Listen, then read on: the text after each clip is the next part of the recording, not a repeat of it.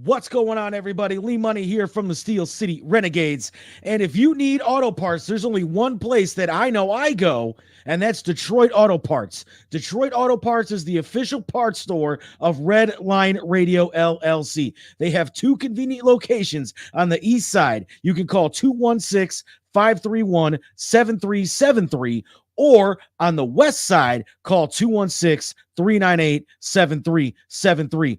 Mention Redline Radio and receive 10% off your purchase. So don't forget, if you need any parts for your vehicle today, reach out to Detroit Auto Parts, the official home and auto parts store of Redline Radio LLC. What's going on, everybody? Lee Money here, the host of Money's Crazy Mind and Steel City Renegades. And you know, Redline Radio LLC is proud to partner with Growing Wings Adult Services for the creation of our brand new state-of-the-art production studio. Growing Wings Adult Services has been assisting adults with disabilities in the Northeast Ohio area for the past 5 years. For more information on how Lisa and the team at Growing Wings can assist your family, you can contact Lisa at 234-334-7547 today.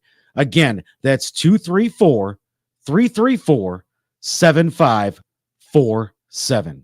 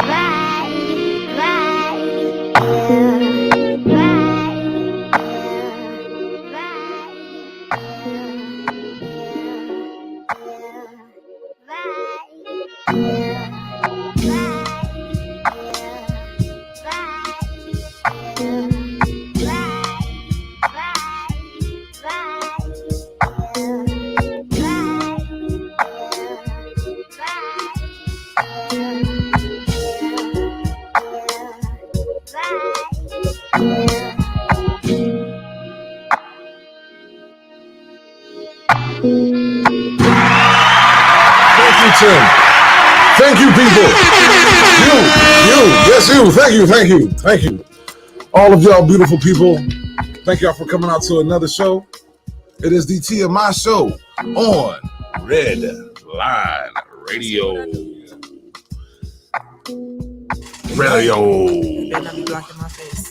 Red Line Radio.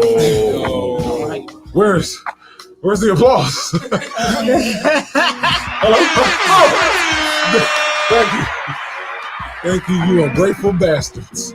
Sound like a Ja Rule concert. It did sound like a Ja Rule concert. 50 Cent just like, just sitting in the crowd. Yeah, welcome back to another show, the Red Line Radio show, or the TMI show on Red Line Radio. It is your boy, Pajo Pablo, a.k.a. King Pablo. It is April 22nd, 2023. Is it really? Yes, it is.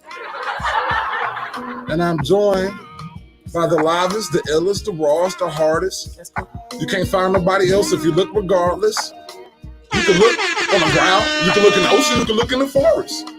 You can go talk to Steven Seagal, Jackie Chan, Bruce Lee, and Chuck Norris. But guess what? This food for thought that's in your porridge, this treasures that you find in your storage, Man. Speak on it. what you try to buy, this is priceless and you can't afford it. Hallelujah. Brother Bale. I say, this squad comes down from Galilee. They fit the battle of Jericho. I said I fit the battle of Jericho. We went to Mount Sinai. We looked over the river. They went down to Nazareth. They went down to Bethlehem. What? They went down to Sirach. All right. That was the California, yeah. We got Take it. your time, it's a Vegas, stays in Vegas. Take your time. But when you go with this squad here, when you go with these disciples, when you go with these witnesses for the one true power. This is the Cleveland All-Stars. Yeah. The Outlaws. Oh, that's what he was doing? Yeah. It kind of went I left, didn't know but what you was doing. nobody did. I thought you was just over there having a... Conniption fit? No, it was a I method. wasn't going to call it a conniption fit. It was a gonna method call to it my something. madness. It was a total method to my madness. I wanted to bring the show in hot, and I think it worked. My nipples are hard. What about yours? Nope, not at all. It definitely came in hot. Your breath was. It was Adrian's fault. Yeah. What? That hair on camera is fire, boo. Girl. Look at it. Y'all got to relax. It's nice off camera too. Yeah, actually it does. It looks really good. I'm telling you. What is that, fuchsia? What's it, Man, orange? this is autumn fuchsia? orange. Fuchsia? She said it's autumn orange. Well, from my angle, Autumn orange. oh, My okay. baby's favorite When color. the leaves get to falling. It looks like fire. It's my baby's favorite color, so I said I'm a rock. Hey, that's what's up. That's Right a real on. woman. She wore for a man. That's a real woman. So I introduce mean, I wore it ourselves. for me, but he liked this color. I Yeah, get that- it, but still. No, she would have actually been You talking put about her it- like, baby he as was in in her mind. son. Self-care. For real, all the ladies in the building, y'all got your hair on fleek, Stephanie. She got her hair looking good. Definitely. You know what I'm saying? was Adrian, she over here looking like she a spy. You know what I'm saying? She got that Angela Bassett going on over here. That I'm not gonna Angela cry walking Bassett, away that's from the one of car, my burning favorite that joint, snapping her fingers. Hey, You know what I'm B. saying? He really just said it was you was Mr. and Mrs. Smith in that one But scene. for real though, I'm 30, so I don't even know about who you say? What? Oh, okay. You did this, and Oh. then we're gonna do that. Oh, okay. I'm not drinking today. And I'm bald like Malik Yoba. Take a shot. I said it. For sure. Yeah, so introduce ourselves, man. Let the people know who y'all are, because I'm pretty sure we got some new fans out there, like 2 or 3. So they want to know 2 who or you 3. be. Hopefully 2,000-3,000. Way to dream high, man. Right. I'll be that girl, Adrian Sherrill. She has to pee.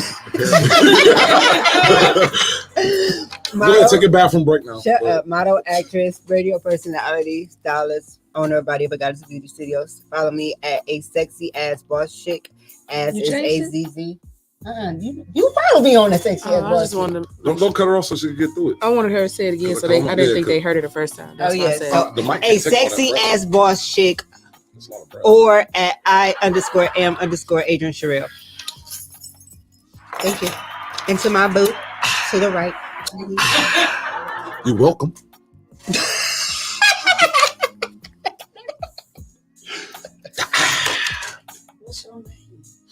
What's your name? I didn't know she was done. She was passing it to you. I was about to put my lip gloss on. She was getting ready. You know? Yeah, it's me.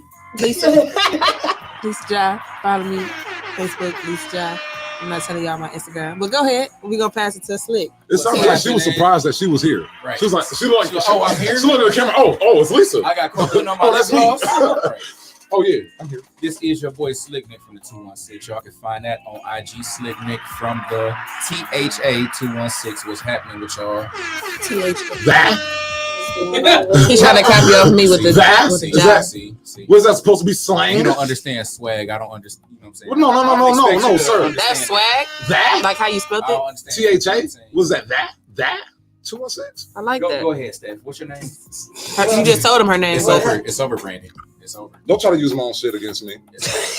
Well, hello. Okay, This is Steph, aka Chef Cupcake, aka Chill. Beauty the Mother. Chill. Follow me on Beauty Curve Angel 19. That's right. Turn her mic a little Yeah, bit. she smells good sitting right here. Too. They keep just. I heard cupcake and I looked for some cupcake. Stephanie literally. She smell like vanilla She be cupcakes coming here right now. smelling like a Just sexy ass cupcake. Nick is over there going crazy. You got on the over pink. how You do got Steph- pink frosting on right now. Well, you look like a sexy ass With the pink cupcake frosting. over there, Stephanie. He gonna try to lick you in a minute, Steph. Ain't nobody say on this. See, I do have self-control.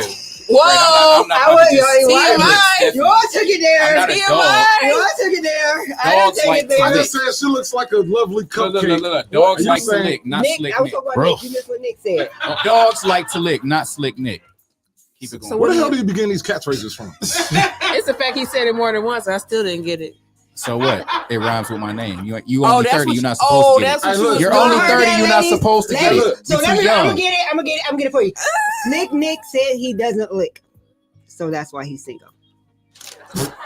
Damn. No, that's not at all why I'm single. Nah, man. Anyway, yeah, so we gonna Actually, my Pass it tongue on. locks legs like this if you really want to know. And I'm gonna pass it to my. But we gonna pass it to my Right. homeboy down You're here, my right. brother from another mother. And We gonna pass it to a terrible segue before you introduce Nelly. I'm sorry. we ain't on that. We just gonna pass it down to my homeboy Deli. Hey, he was like, yo, I just want to let y'all know my lick game like legs. Gonna pass it to my man right here. He did the finger though. He said, Oh, you can't do that. Well, I mean, I was provoked, so You can't do that either.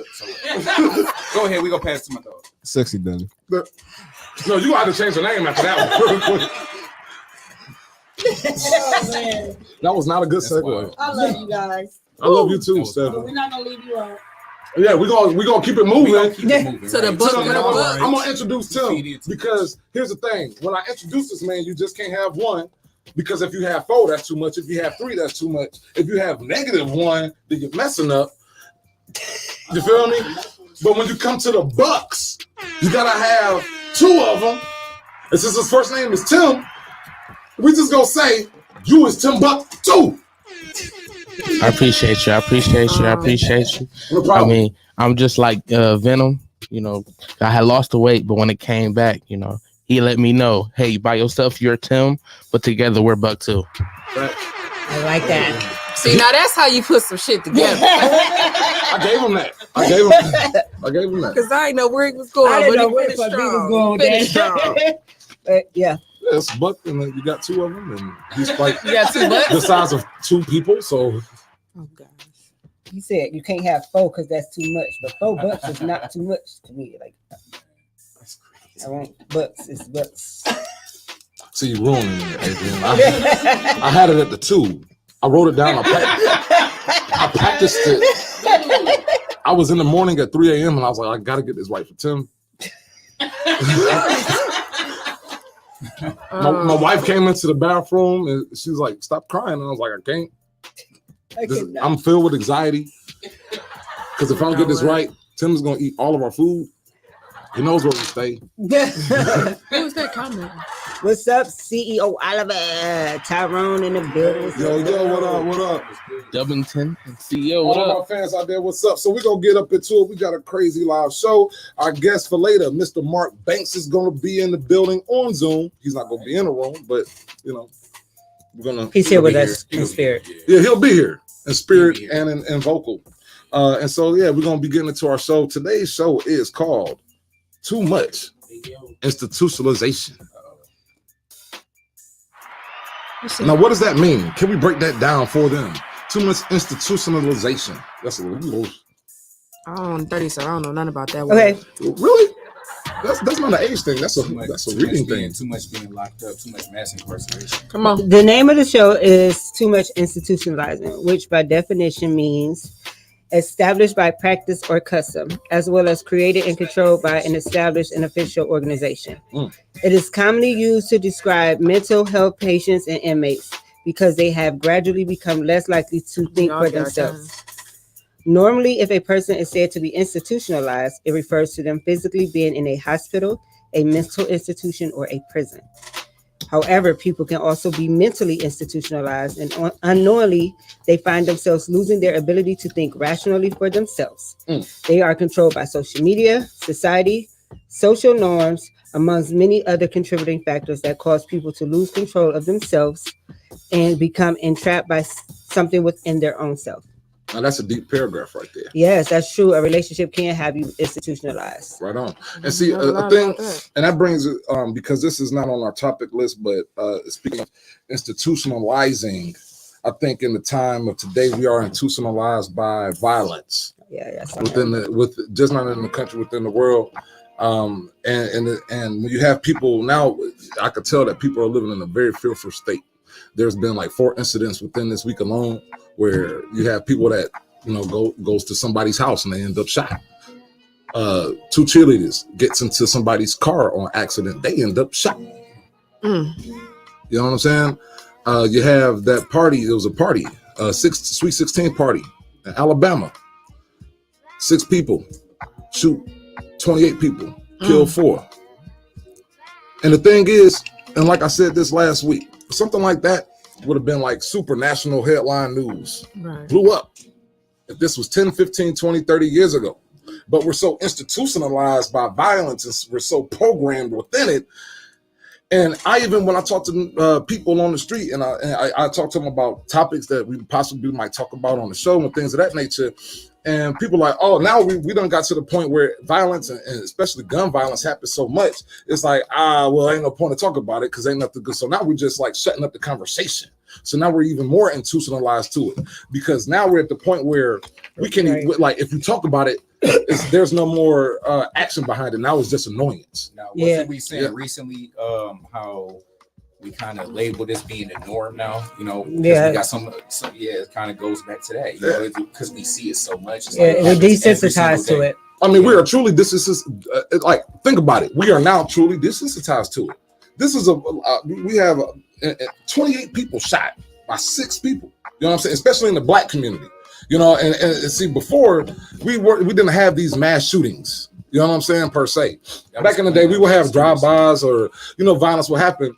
But when we say what, but the definition of a mass shooting is when 4 or more people are killed, and then you have multiples.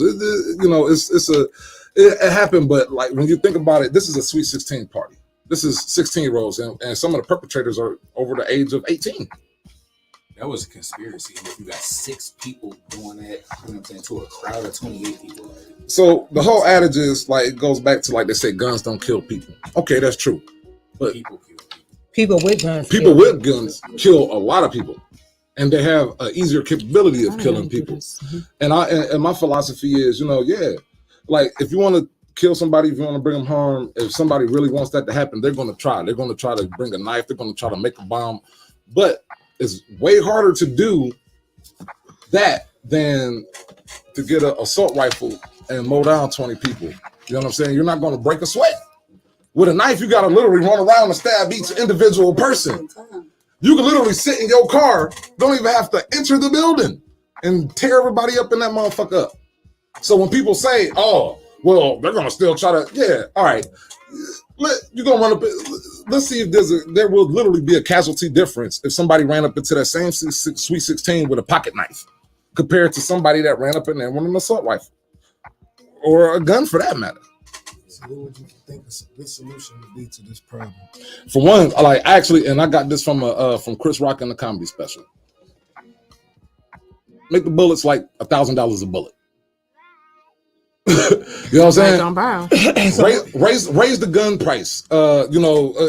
There's a lot of things that they can do make them unavailable to people that ain't with the bullets. I'm with the bullets though. And then they can also change the availability of assault rifles. That's able to be legally purchased. I never understood why they made Ohio an open carry state because we see so much killing. I mean, yeah, we hear, but I'm saying like we can easily hear about a killing in another city.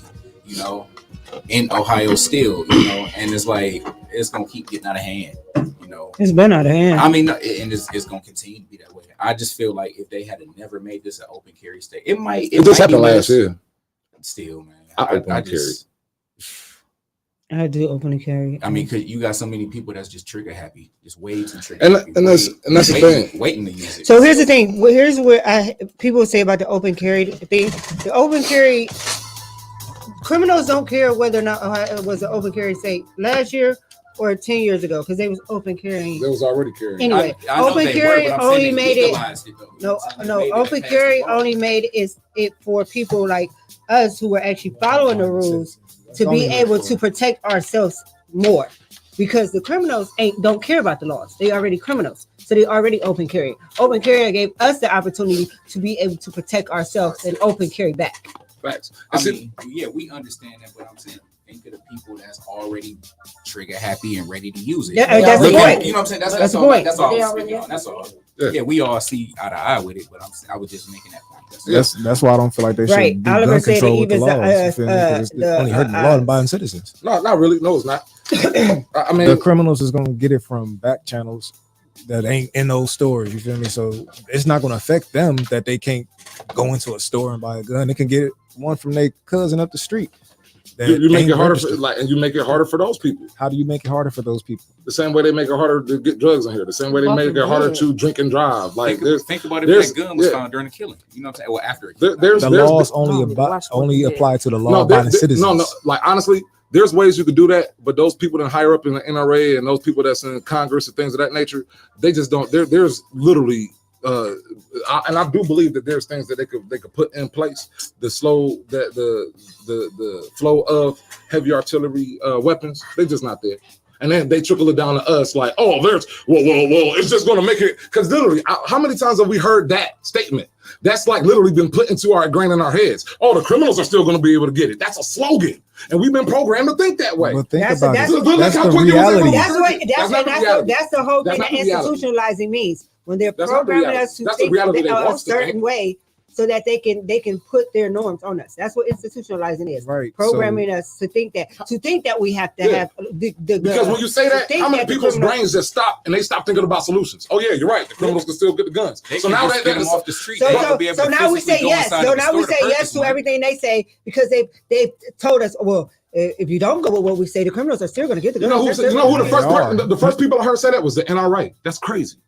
The first people I heard say that was the NRA. I would think they would be the ones to know. A whole bunch of rich white folks that literally. It don't matter who they are. Well, the NRA what their ideals is what's making the laws. The NRA is going to definitely be the first people to say buy guns because they are the ones who benefit the most from us buying guns. Yeah. So they're going to say, oh, well, the criminals are still going to be able to get them.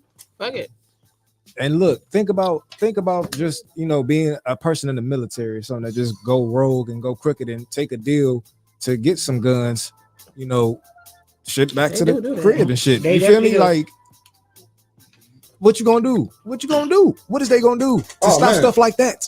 Oh, I don't know. Like, I don't watch the guns. Kind of like put more people on the border to watch the guns. They literally have the all of these. They have those drug task forces.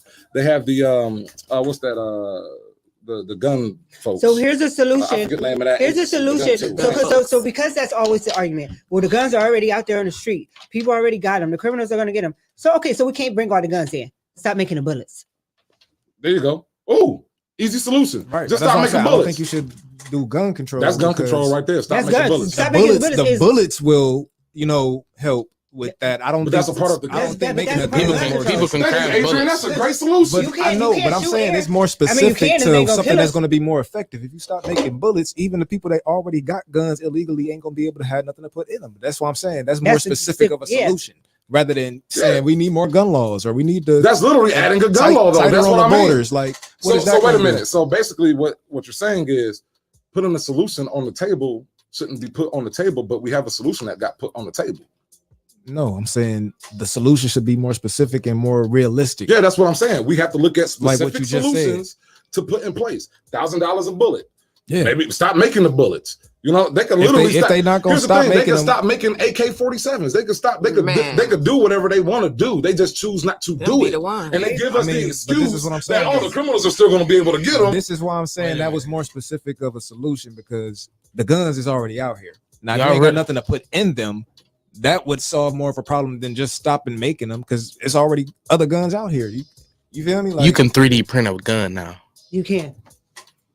Yeah, but they are 3D. I got $2 for the first person. You could 3D print a gun, and that 3D printed gun could shoot like what, one bullet? It can shoot one bullet.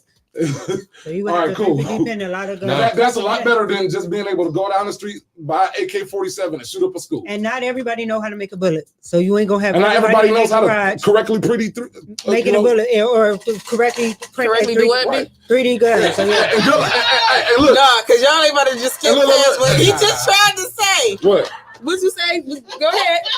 I don't know what I was trying to say. That's why I didn't say it. See that? I play chess, not checkers. No, we not never about to just skip past. We are literally about to skip to my little right across that motherfucker. Oh man. He's trying to say 3D. 3D printed pistols. There you go. That's what 3D printed pocket pussies. There's a lot of 3D. Oh man. What you say? No. No. You see, we're not going back there. You see how that happened? Nope. All right. So So y'all caught that, but y'all didn't catch him trying to say 3D printer though. No, we caught that too. Oh, okay. see, okay. so you got to be there. Guess be what? square. You be missing the boat. Then I got to come back with something crazy. I'm only 30, so I don't know nothing about all that jibber jabber. I just No, don't- you can't use that. That literally didn't slide there. That does. No. It's like Y'all just alcoholics. it That's just one of slides the in reasons. wherever I say it slides in. Whoa. Whoa, wow. Feeling a little bit on the edge today already. Alrighty then. All right. That color doing something to her. Now that was That was a That was good. Why y'all clapping like I y'all treat me The up. one that he get I just gotta got to be love on me. y'all now. anyway. Nobody I else. gotta love y'all anyway. I ain't ever gonna That's lie. how We you did know a clap for a for you fact. like in radio when he finally got the playwright in the movie. Y'all still all I ain't got ugly. time for these shenanigans. That Neither I do ain't I. counting. That one But you don't were good. count. Junior was running on down the side. That was his practice No. round, and he still ain't make it. But carry on. hell no. All right. Y'all don't have to clap, but thank you. That's all I was saying, Lisa. You're only 30. So, you know. No, you can't say it. You can't. You can't say it. No, but it's still true. Moving Yeah, on. You was really doing act so on good, it. Nick. You was doing so good. Now, here on TMI, we Screw you know y'all. we try to keep the smiles and keep the laughter going. It's funny shit. You know what I'm saying? Sometimes Adrian's breath is, but we're not gonna go there. But the reason why I bring this in, he's so lovely. She's gonna. When you say funny, she like is going to assault me after the show. oh, I might not be here next week. Oh man. Nah. Our fans gonna be really thinking that Adrian breath stink. We gonna be They gonna walk up on her like, Woo! Hey, listen. nice to meet If you. it stop all the weird guys from coming up and introducing themselves to me, please think on. I play chess. That's not a weird. checkers. That's a weird guy pheromone. I play chess. I'm done. I play chess, not checkers. Just Not a saying. weird guy. You might be right, Tim. What I'm doing is I'm screening out all of the garbage dudes so she could really get to the guy that really appreciates her. You know what I'm saying? Because if he could deal with the breath, he could deal with anything. He really loves you. I know somebody like that. He lived under the bridge.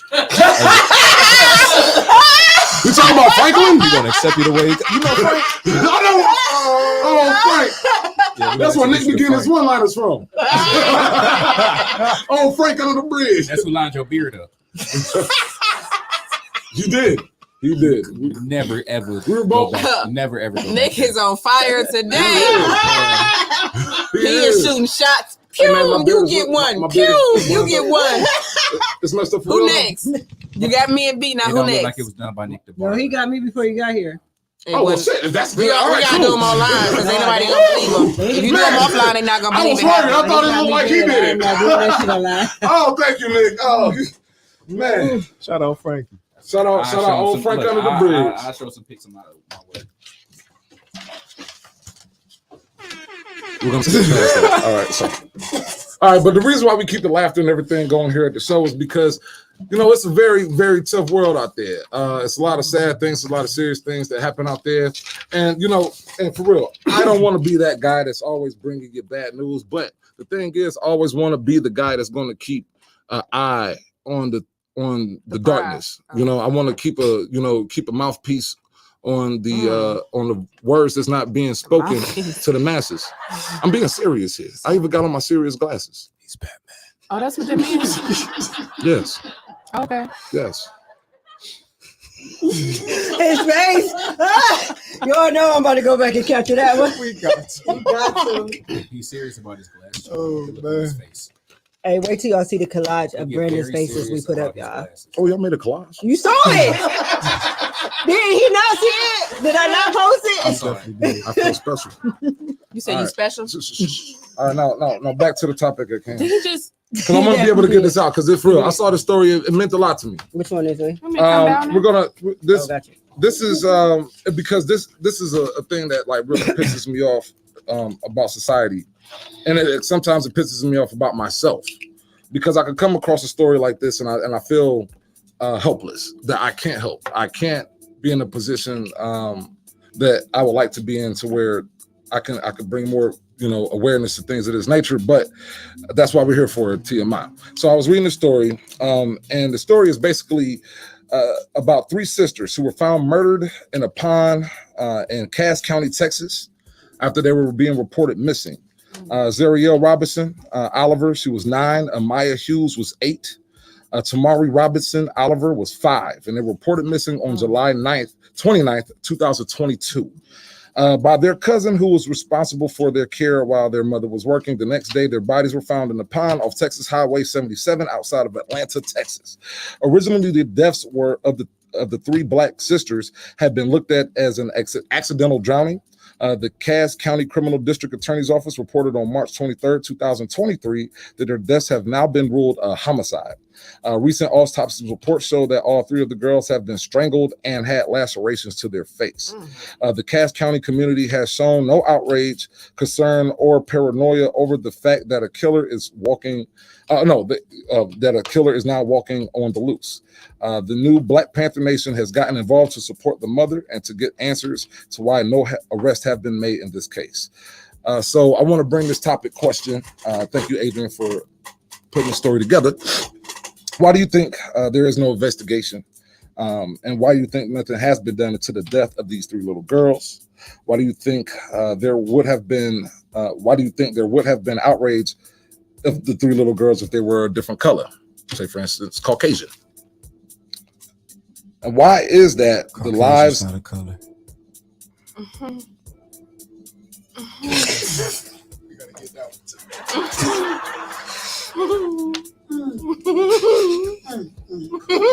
I had to do it, bro. It's that it feel like Deli stepped into the principal's office. We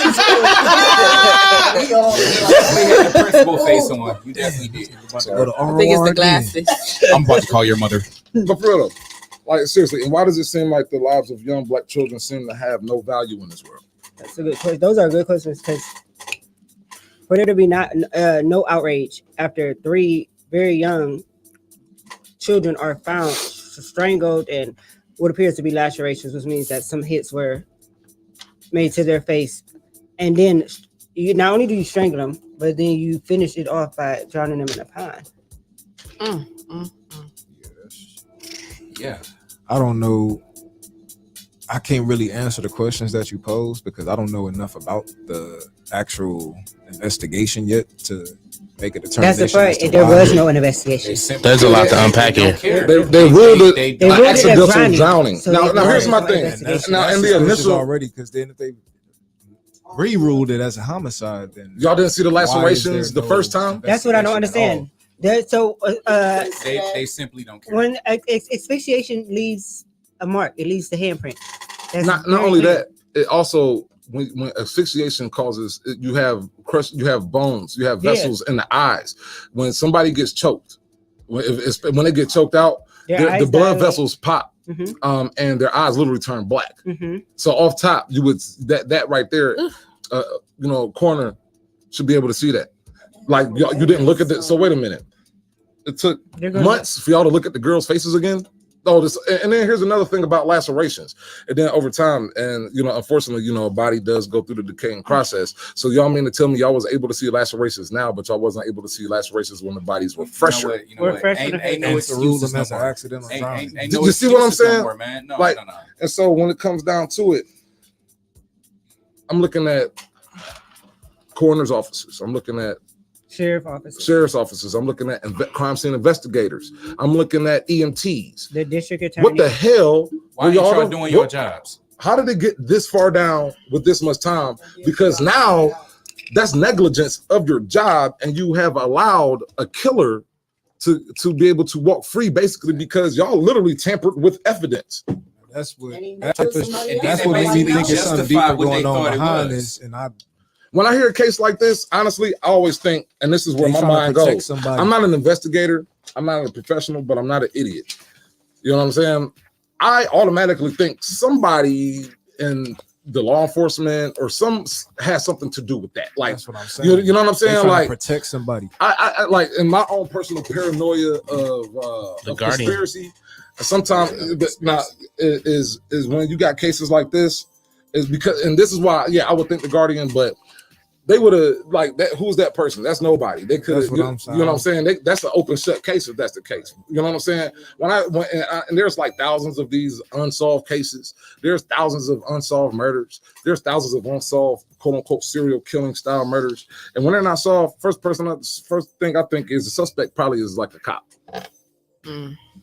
Or an EMT worker, somebody that knows how to utilize the system, somebody has access to bodies, somebody that has access to crime scene tools and shit like that, able to get rid of evidence, able to go into evidence rooms, change evidence and shit of that nature. Because it is impossible for me to think a professional, because when you're a coroner, you have that job, you're a tenure employee, you know what I'm saying? Unless they have and then you can't just be a rookie coroner without having somebody experienced training you. So there is no way possible somebody that is a professional at their job could have seen these 3 babies in the initial time of they were brought in and say, oh, this is accidental drowning. They didn't care. I mean, like you don't just justify something like that. You can't. So my question would be, okay, first of all, why ain't you doing your jobs with the training that you had to undergo in order to get in this profession? Yet you know what I'm saying, like it's laws. I'm pretty sure it's all types of laws and everything. So why aren't these people being taken off of, you know what I'm saying, off from their jobs pretty much? Why aren't these people being fired? Well, and what if it was your kids? Because here's the thing, they got paid good. Well, here's the thing, it's hard to replace people in those jobs too. It's crazy. Everybody's not signing up to be a coroner. Mm-hmm. And they know that. So a coroner could fuck up a whole bunch of times. They just can't fire them. Especially when you're dealing in a small town like this. It needs to happen. And a lot of jobs are union jobs. And you can't just fire somebody if they're in a union. Yeah, like you just it's like, and that's where, and it's not even, because it goes deeper than just firing motherfuckers and shit like that. No, because you have to investigate. 3 white kids. No, you gonna hear about this on the news and everything. Now, what if it was your kids? Can I read my synopsis on it? What if it was your kids? Okay, so my synopsis on this and how it ties back to being institutionalized is, for as long as we can remember, the lives of little black boys and little black girls have not been as important in America as other races. From slavery to the 4 girls in the church in Alabama, to Emmett Till in the Scottsboro 9, the Central Park 5, the Atlanta child murders, Trayvon Martin, Tamir Rice, and countless of other young black people have either lost their lives or been victims of injustice because of a system that wants our children to be institutionalized.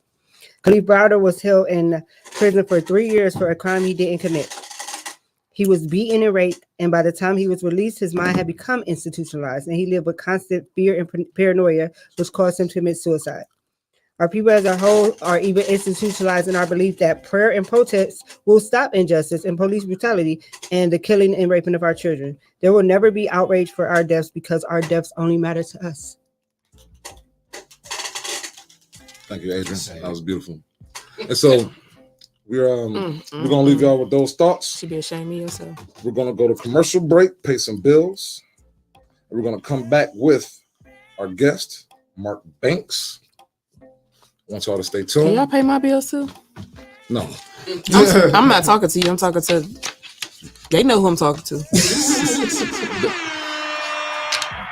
We're gonna get a call after the show, like all the sponsors left.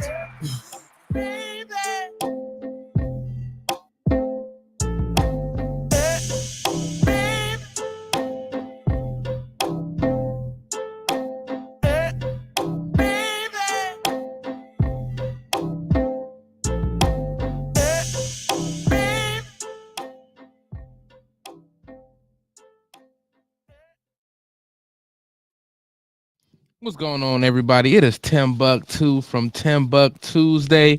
And I really hate doing home improvement, but I love the way it looks. So what I do is I call Wiggins Construction and Home Improvement. They fix bathrooms, windows, kitchens, sliding doors, and much more. Give Will a call today at 440-731-7654 and tell him Redline sent you. He'll get your house looking right in no time. Yo, Dave, I really appreciate you letting me do my thing over here at Redline Radio LLC. Tim, ain't no thing but a chicken wing. Hey, well, I love them chicken wings. I got a couple buddies that's trying to come on and do a podcast. You got anything for them? Heck yeah, we do. Just have them give me a call. Bet. I'll have them call 440-503-0828. Tim, don't forget to tell them that we're available on all social media platforms. And you can't forget about the Redline Radio LLC app on the Google Play Store. Damn, how'd I forget about that? You was probably thinking about them little people again. Damn, I probably was. That's cool. They just trying to be a part of the winningest radio station in Cleveland. And we got the hardware to prove it. What's going on, everybody? Lee Money here, the host of Money's Crazy Mind and Steel City Renegades. And you know, Redline Radio LLC is proud to partner with Growing Wings Adult Services for the creation of our brand new state-of-the-art production studio. Growing Wings Adult Services has been assisting adults with disabilities in the Northeast Ohio area for the past 5 years. For more information on how Lisa and the team at Growing Wings can assist your family, you can contact Lisa at 234-334-7547 today.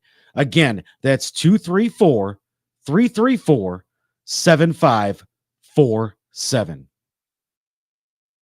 What's going on, everybody? Lee Money here from the Steel City Renegades. And if you need auto parts, there's only one place that I know I go, and that's Detroit Auto Parts. Detroit Auto Parts is the official parts store of Red Line Radio LLC. They have 2 convenient locations on the east side. You can call 216-531-7373, or on the west side, call 216-398-7373. Mention Redline Radio and receive 10% off your purchase. So don't forget, if you need any parts for your vehicle today, reach out to Detroit Auto Parts, the official home and auto parts store of Redline Radio LLC.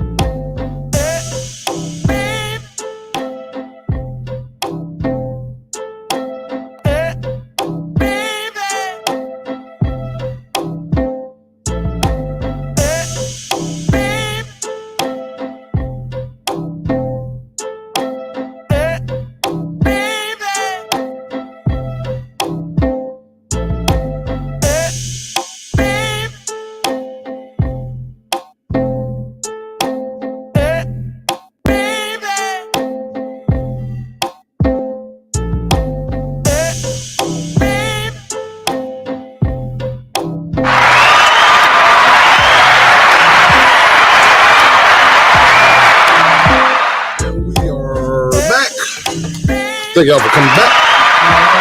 It is the TMI show on Redline Radio. This is I, King Pothole Pablo. Thank y'all for staying with us. And we are back in the studio. We were just talking about Uncle Willie's. Every black family has an Uncle Willie. And they're always the most violent member of the family. And they got like liquor just coming out their skin. You just smell the liquor. Or cigars. And the violence. They're going to call me Auntie Willie. Oh, no. So shout out to all the like liquor. Shout out to all the Uncle Willies across America. We hope that you make bail. Or anybody they make bail? Yeah, the judge is gonna be there tomorrow. They laid up for the weekend, but hopefully y'all be out on Monday. All right. So we're gonna move on. We got our guest in the building. This young man is an American actor, producer, artist, director, and financial advisor. Straight from Northeast Ohio, he is the owner of Mark Banks Entertainment and COO of June Agency, financial services firm. He produced the award-winning short, A Bloody Song, and is currently working on an animated series featuring other independent artists as well. Mark Banks is an entertainment regular, and he hosts artist showcase and facilities collaborations amongst other artists. Everybody, put your hands together. Welcome him to the TMI stage. It is Mr. Mark Banks. Hey, thank you. What's happening? What's going on? Hey man, listen. My first in-depth question. I would like, first of all, I would like to welcome you to our show, man. Thank you for coming by. But I had this question on my mind ever since I met you, and I finally got a radio show where I could ask you this because I want you to clear this shit up for the public right now. It's been controversy for years. I'm sorry that you had to go through this. I actually had to answer a lot of hate mail about this, and it really got off a lot of controversy. No. And I just want to let everybody know right now, this dude is in no relation to any of those fake characters on the Fresh Prince. It's not one. You're not.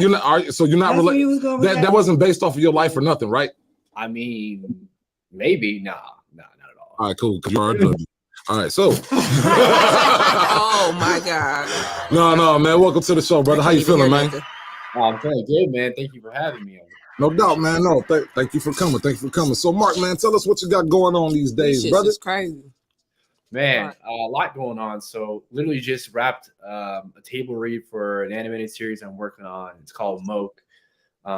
Basically, my childhood nickname was Moke. Growing up, I had a friend. He couldn't pronounce Mark, so he just called me Moke. So we kind of So you are a drug dealer. That literally sounds like a drug dealer's name. He was just from down south. OG Moke. Moke dog. Moke dog like that. Yo, they're gonna moke, bro. Tighten up, they're gonna moke. But yeah, so we just wrapped the table read for that. So that's gonna be an animated series.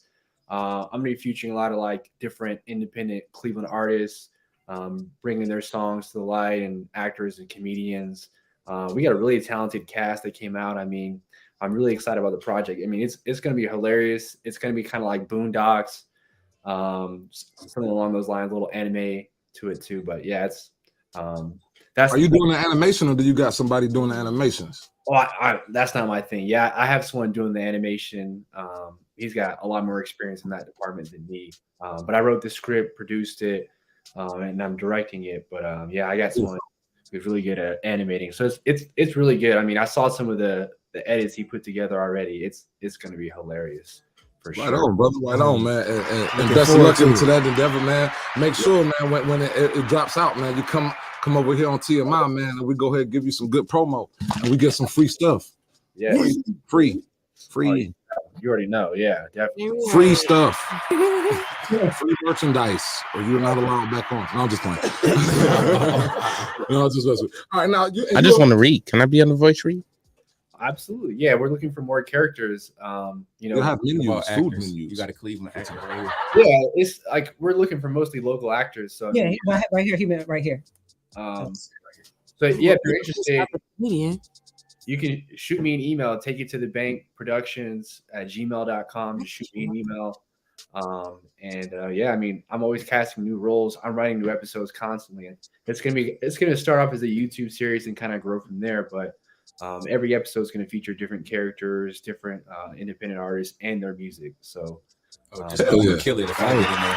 That's what's up. Hell yeah, man. And so, like, now, how long you been working on this project, brother? This sounds like a lot of work, man. Surprisingly, not that long. I mean, it's been something that's been on the back of my mind. And it originally started as an idea that I had. I wanted to start an app that kind of gave away money every week to artists, independent artists. The biggest thing as an independent artist is like everyone's trying to get money from you to perform. Every showcase you got to pay. Any opportunity that you want, you got to pay to do that. So I wanted to start an app that every week, independent artists, people with like less than 5,000 followers could compete and make money. So that kind of grew into, okay, well, let me just start small with something that, I can manage and then grow it from there.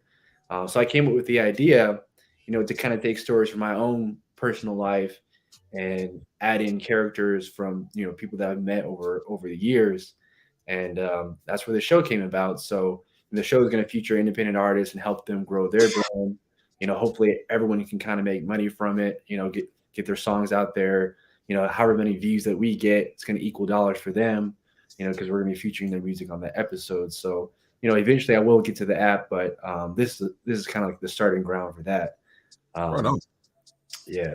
Hell yeah, brother. Hell yeah. Now, and you mentioned, helping artists, gain finances through their work. And along with your many skills, you are also a financial advisor. You know what I mean? And in today's economic times, a lot of people need some good financial advice. I need to figure it out. I need to talk to my weed guy and be like, hey man, can you cut these prices down a little bit? Brother. No, but in your regards of being a financial advisor, how did you get started in that, and what do you do when it comes down to financial advising? So I got into this business probably 4 years ago. So when I moved to LA, LA is expensive. Let me start there. So I needed something that really could, help me kind of stay stable while I was, doing acting gigs and stuff like that. Which with that, I mean, it's not always about the money. Sometimes you just do roles just to get exposure and things like that. So I've done some porn. I know. Yeah. But oh damn, I said that out loud. All right. Yeah. So I got. It was biblical porn. Like That's even worse, bro. Bro. Never. It was I think I gotta catch a mic. Yes, Shut his mic. Come on, Mike. Let me find out he was on Adam. Don't tell Joe. First of all, from this Adam's apple, like, oh my gosh. Y'all ever heard Apple. of praise dance? It's kind of like that. What? It's crazy. My grandma's Yeah, name Mark, was Mary. financial advice. This is too much fun. But yeah, so I got into the business.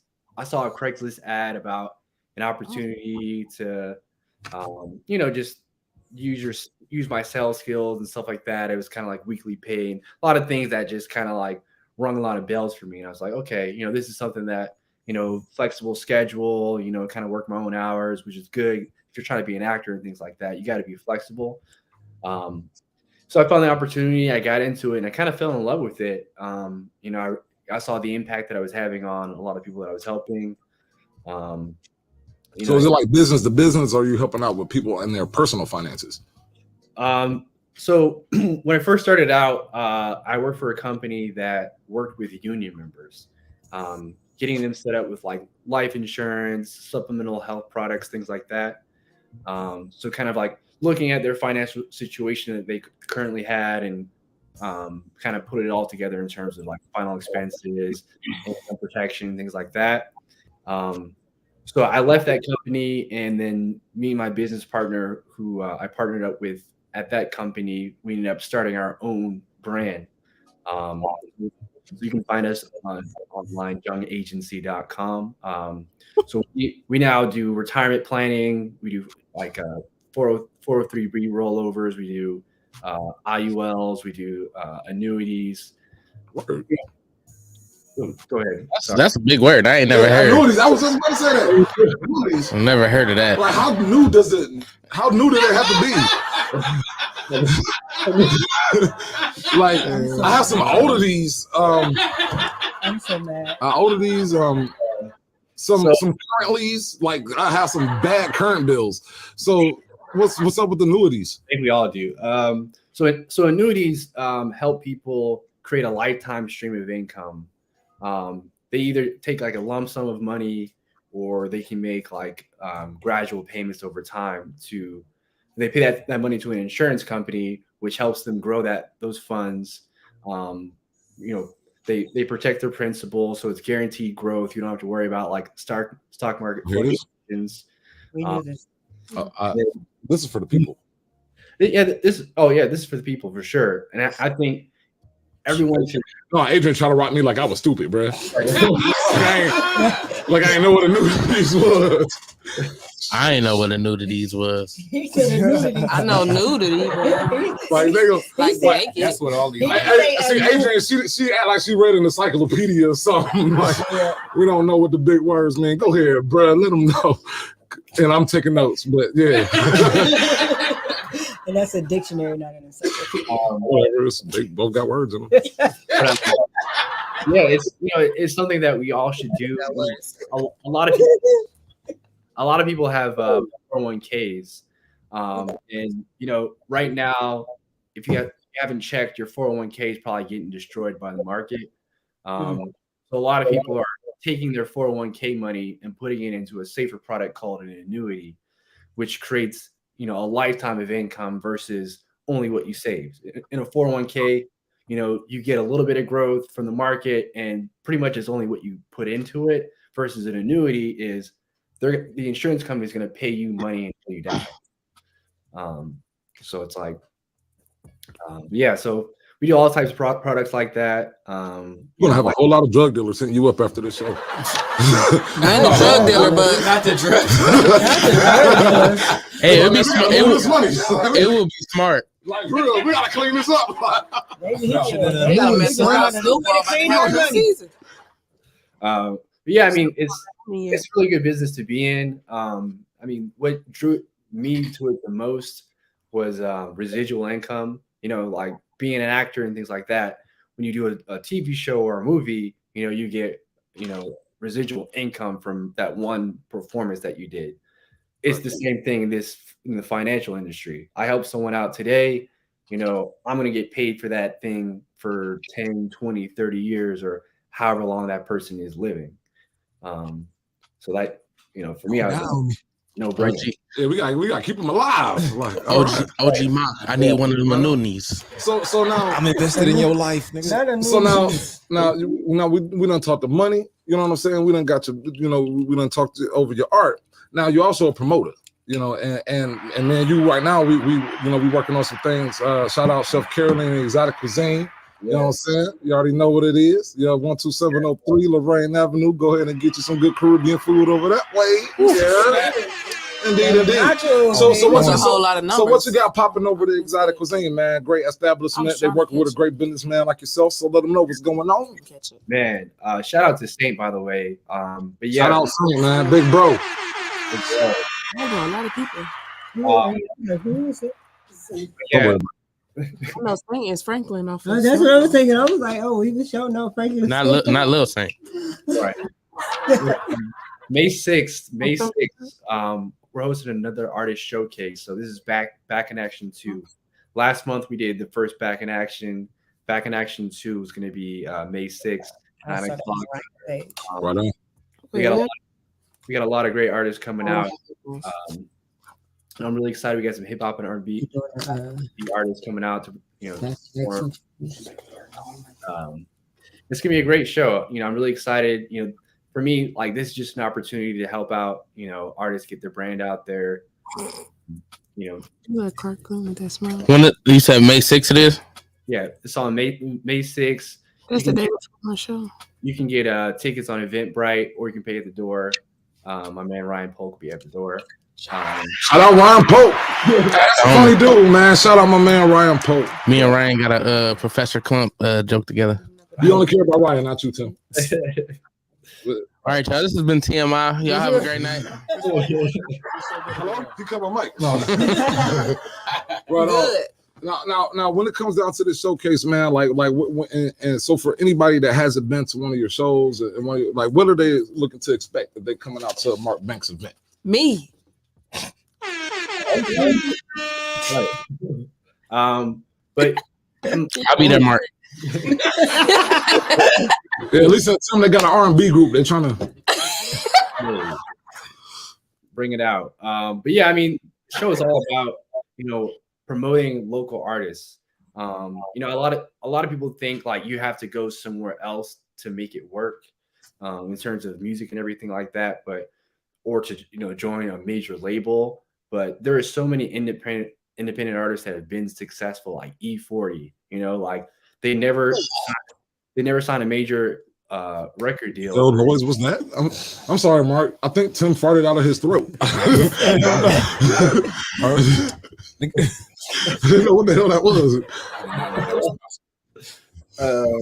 But yeah, so the show is all about bringing attention to local artists, and helping them get a platform and find their way. I mean, that's the big thing. I want people from Ohio to rise up and kind of come together, kind of put our differences aside. I feel like it's kind of like very dog eat dog.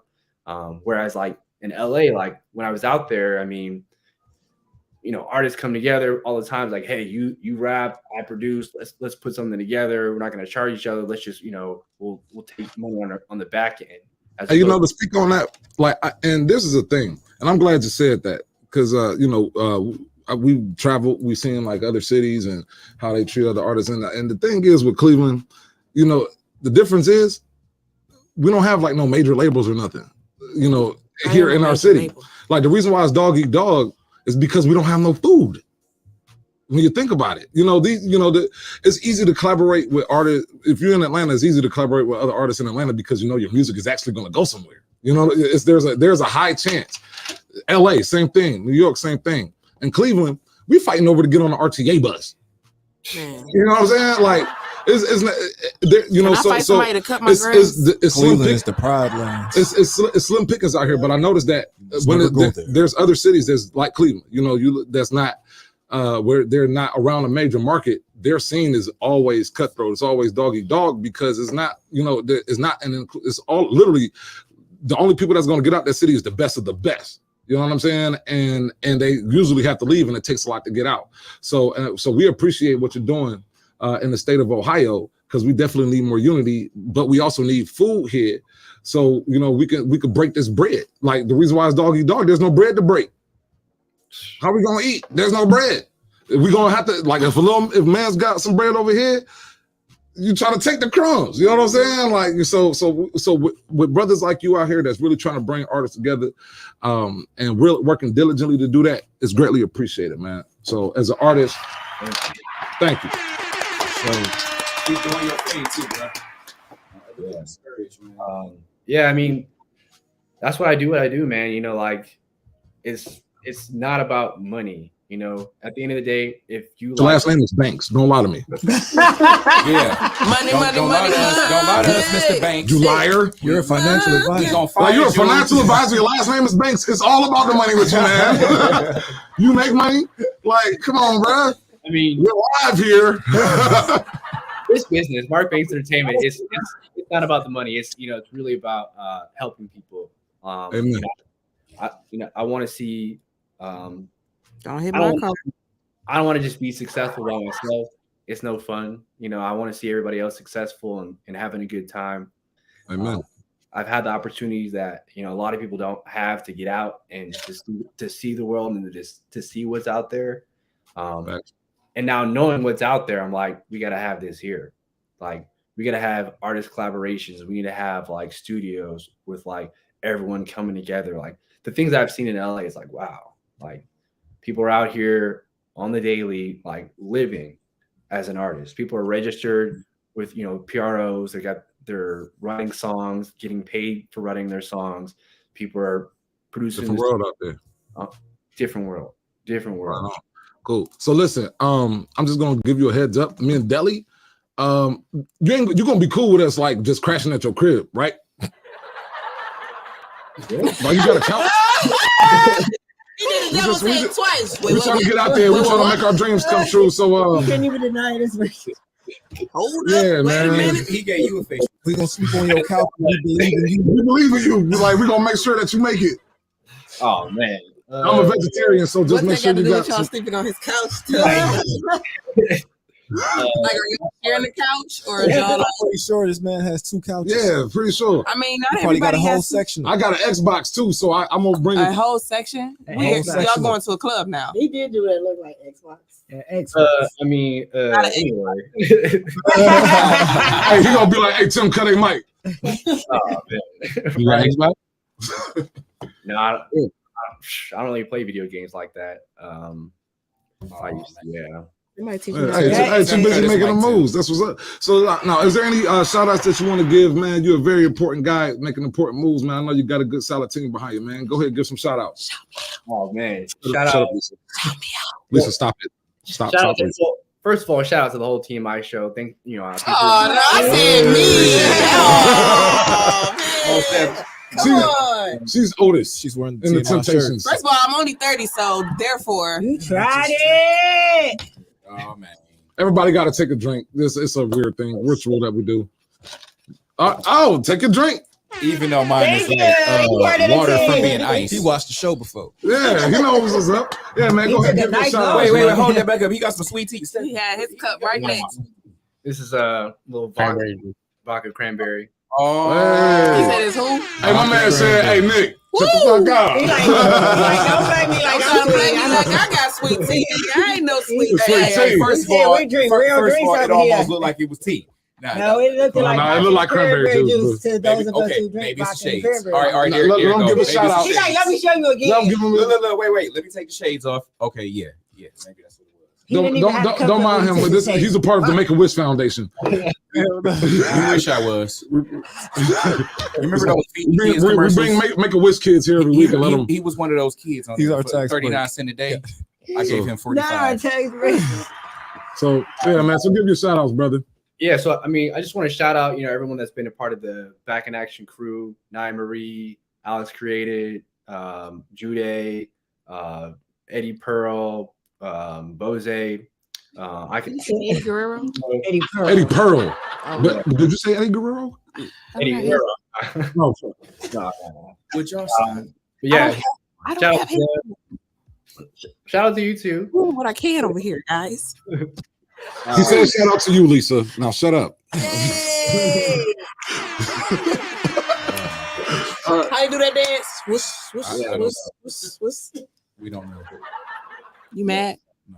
We just don't know. Is you mad? I got a shout out. Hey. So back to these shout outs. Right. Yeah. Back to shout outs. That was it. I mean, shout out there, all people in LA. Shout out to my business partner, Stephen Jung. He pretty much taught me the game and, showed me how to be a financial advisor. And, I'm making money because of him. I learned a lot from him. So very thankful for that. Shout out to the whole city of Cleveland. Hey, C-Town. Shout out to C-Town. Lisa, she be saying some wild stuff, man. You don't have to excuse her, bro. It's the Terramana.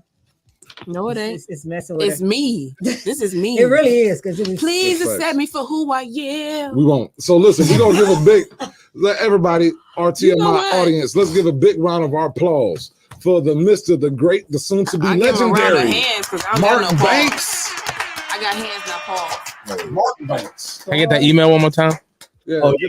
That email is... How do they find you and where can they follow you? Give them all that information. So my email is takeittothebankproductions@gmail.com.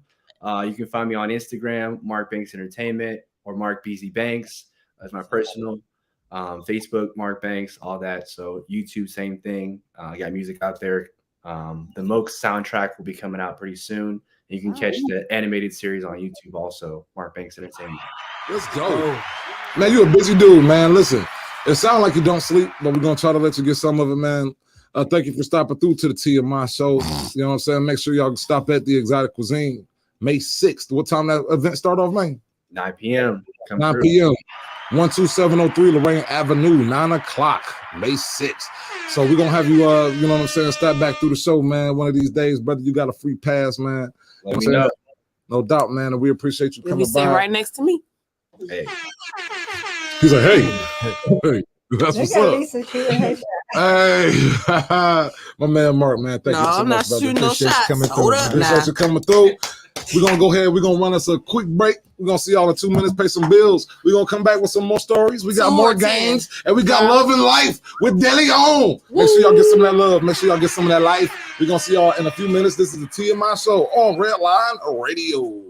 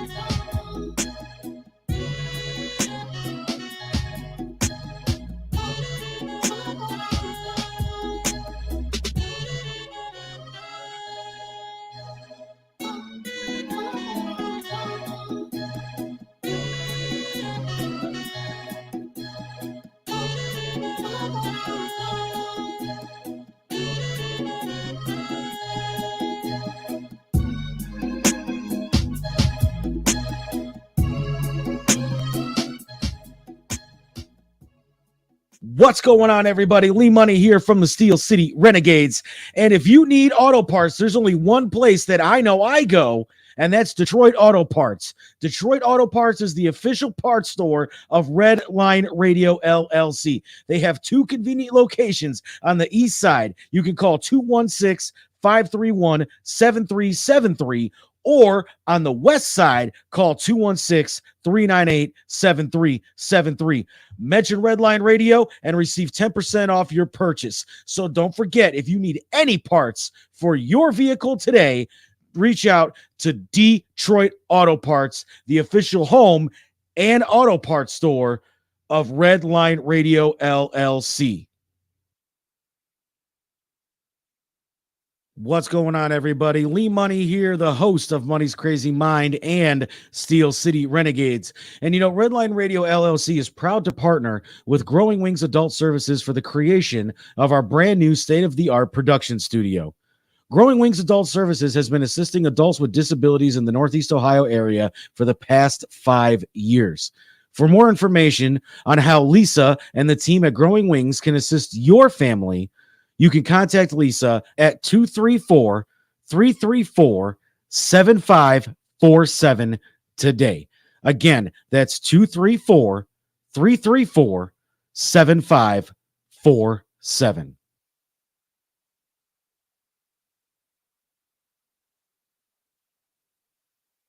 Yo, Dave, I really appreciate you letting me do my thing over here at Redline Radio LLC.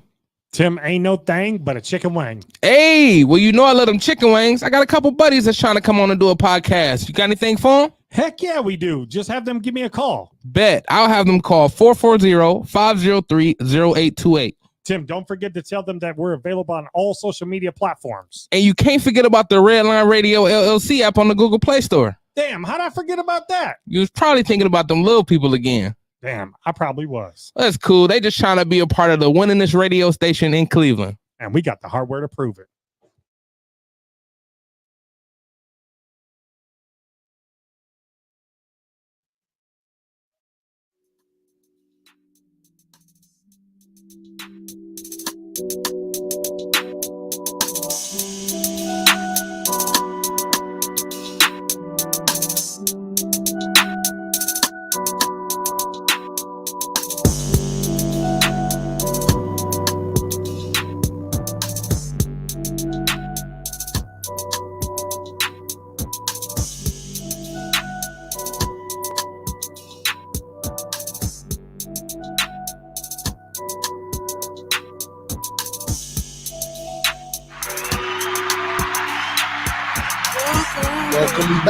Welcome back, TMI.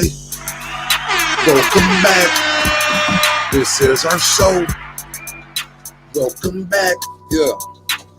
Hope y'all had a fun commercial break. You was able to get out your number ones and your number twos. Yeah, mess my Because we are back. Ooh. We don't care. If you're not done, wipe and get your ass back on our show. You feel me? Being like half white. Make sure you wash your hands. Sanitize your hands. Thank you. Drop their phone in the toilet. Oh, man. Trying to get back to our show, but it was for the good cause. So we're going to roll on to our next story. This is for all our parents and all of our teachers and all of our children right here. Adrian, she eloquently put this story together, and I did say eloquently, very smooth. My vocab is on fleek. I'm such a cornball. I'm a corny motherfucker. Alisa, I see you. I wasn't gonna do it, but you did. No, I'm Hit a that weird. right on the nostril. I'm an asshole. All right. I just read and then I'm like, ooh, a word. This is a word I haven't used before. All right. So, topic. It's a lot of words you haven't used before. I'm gonna use these again. Shut the fuck up. No, I'll just. Did you just water that down? I was trying to get the ice. You over there being a sucker, Dylan?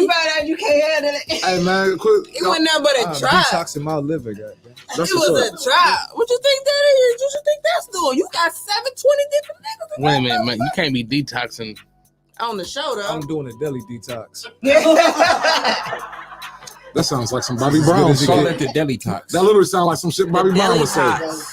I'm doing a Bobby Brown detox. What is that? You want to make this movie, or you want to make this movie? All right. So now, all right. I'm trying to. We talk about the unforgettable lesson. Thank you. I was wondering where we was at. Somehow you forgot. Somehow we forgot where he was. No, I didn't forget. I was just trying to get my mind wrapped around Wrap how I'm my gonna get head back to the around. conversation. Trying to From where find we a was segue. at. Yeah, I was trying to find a segue. I couldn't find it. Well, here we are. All right, well, here we are. I'm just gonna drop us right down in the middle of this motherfucker. All right, no segue involved. All right. So a video went viral on the internet Monday showing the fight over a cell phone between a female student and the substitute teacher at the Rocky Mountain High School. Rocky, ain't that something? So unforgettable lesson. The topic. This details. Why am I reading this word for word? I don't know, like dead ass. All right. So the video shows the students questioning the teacher as to why the rules don't apply to everyone in regards to the teacher taking her cell phone. A question to which the teacher replies, "It does apply to everyone." The student attempts to grab the device out of the teacher's hand while the teacher tells the student, "Don't touch me." After the third attempt, That sound like me. Don't touch me, bitch. don't touch me. Don't touch me. After the third attempt to grab the phone, the teacher pushes the student while yelling, "Did you just touch me?"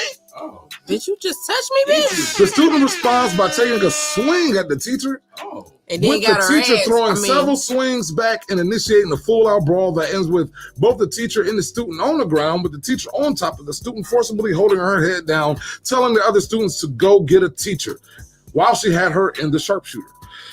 Both students, the sharpshooter. both the student and the teacher have been charged. The juvenile student has been charged with simple assault via juvenile petition. Why did the teacher get charged? Because this is a minor. Oh, she swung at her. That's literally the law. She should have kept her ass in her Continue on with the desk. story. If she would have kept her ass We in will her get desk, to she the would have rest of got the that story. ass tapped. All right. The teacher, Don't let me be the Xveria teacher. Steele Tuh. I'm tapping that ass. has the Tapping very that ass. Xveria. That sounds. Her name sounds like a medic. Xavier. That sounds like one of those drugs that you take that they tell you causes anal leakage.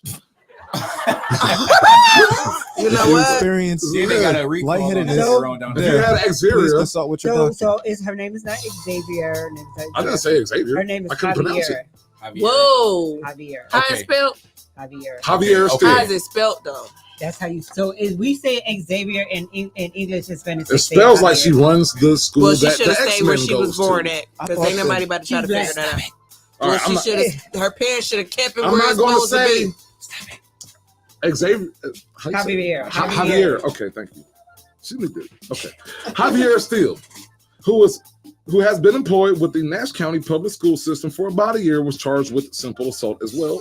She received a written promise to appear in court and was released since the incident. The juvenile's mother has spoken out and questioned the mindset of the people on social media who felt she should have fought the teacher and stated that she does not approve of her.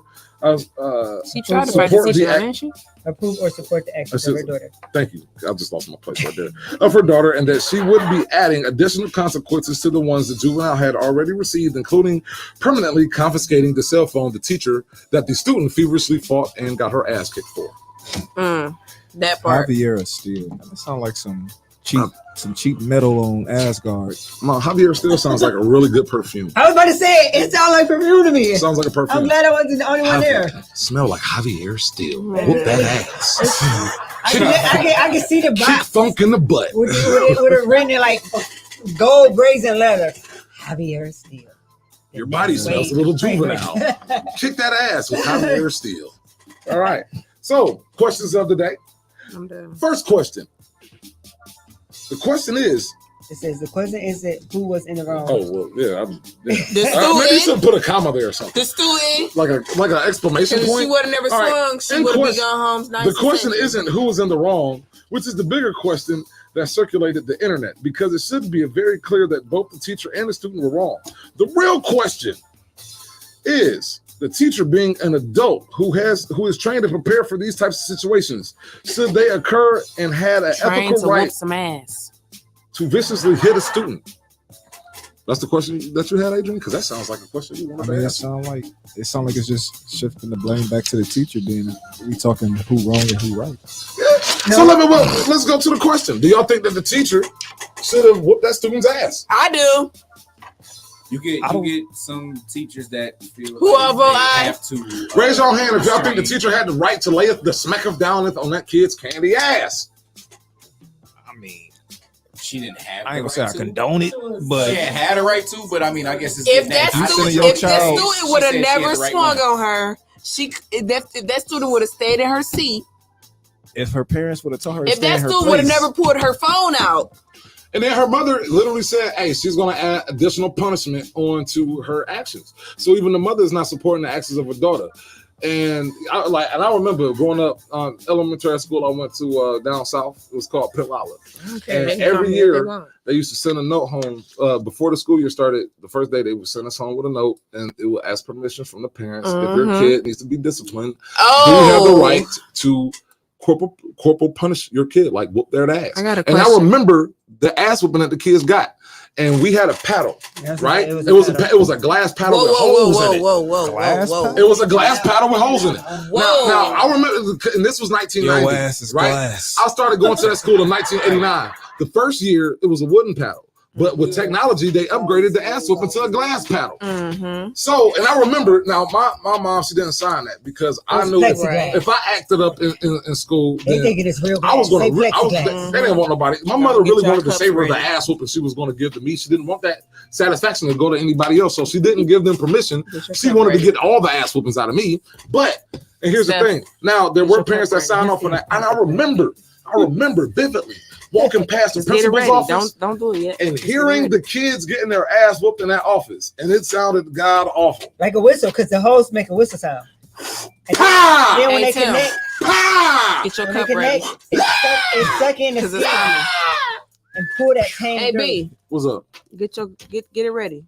Get what?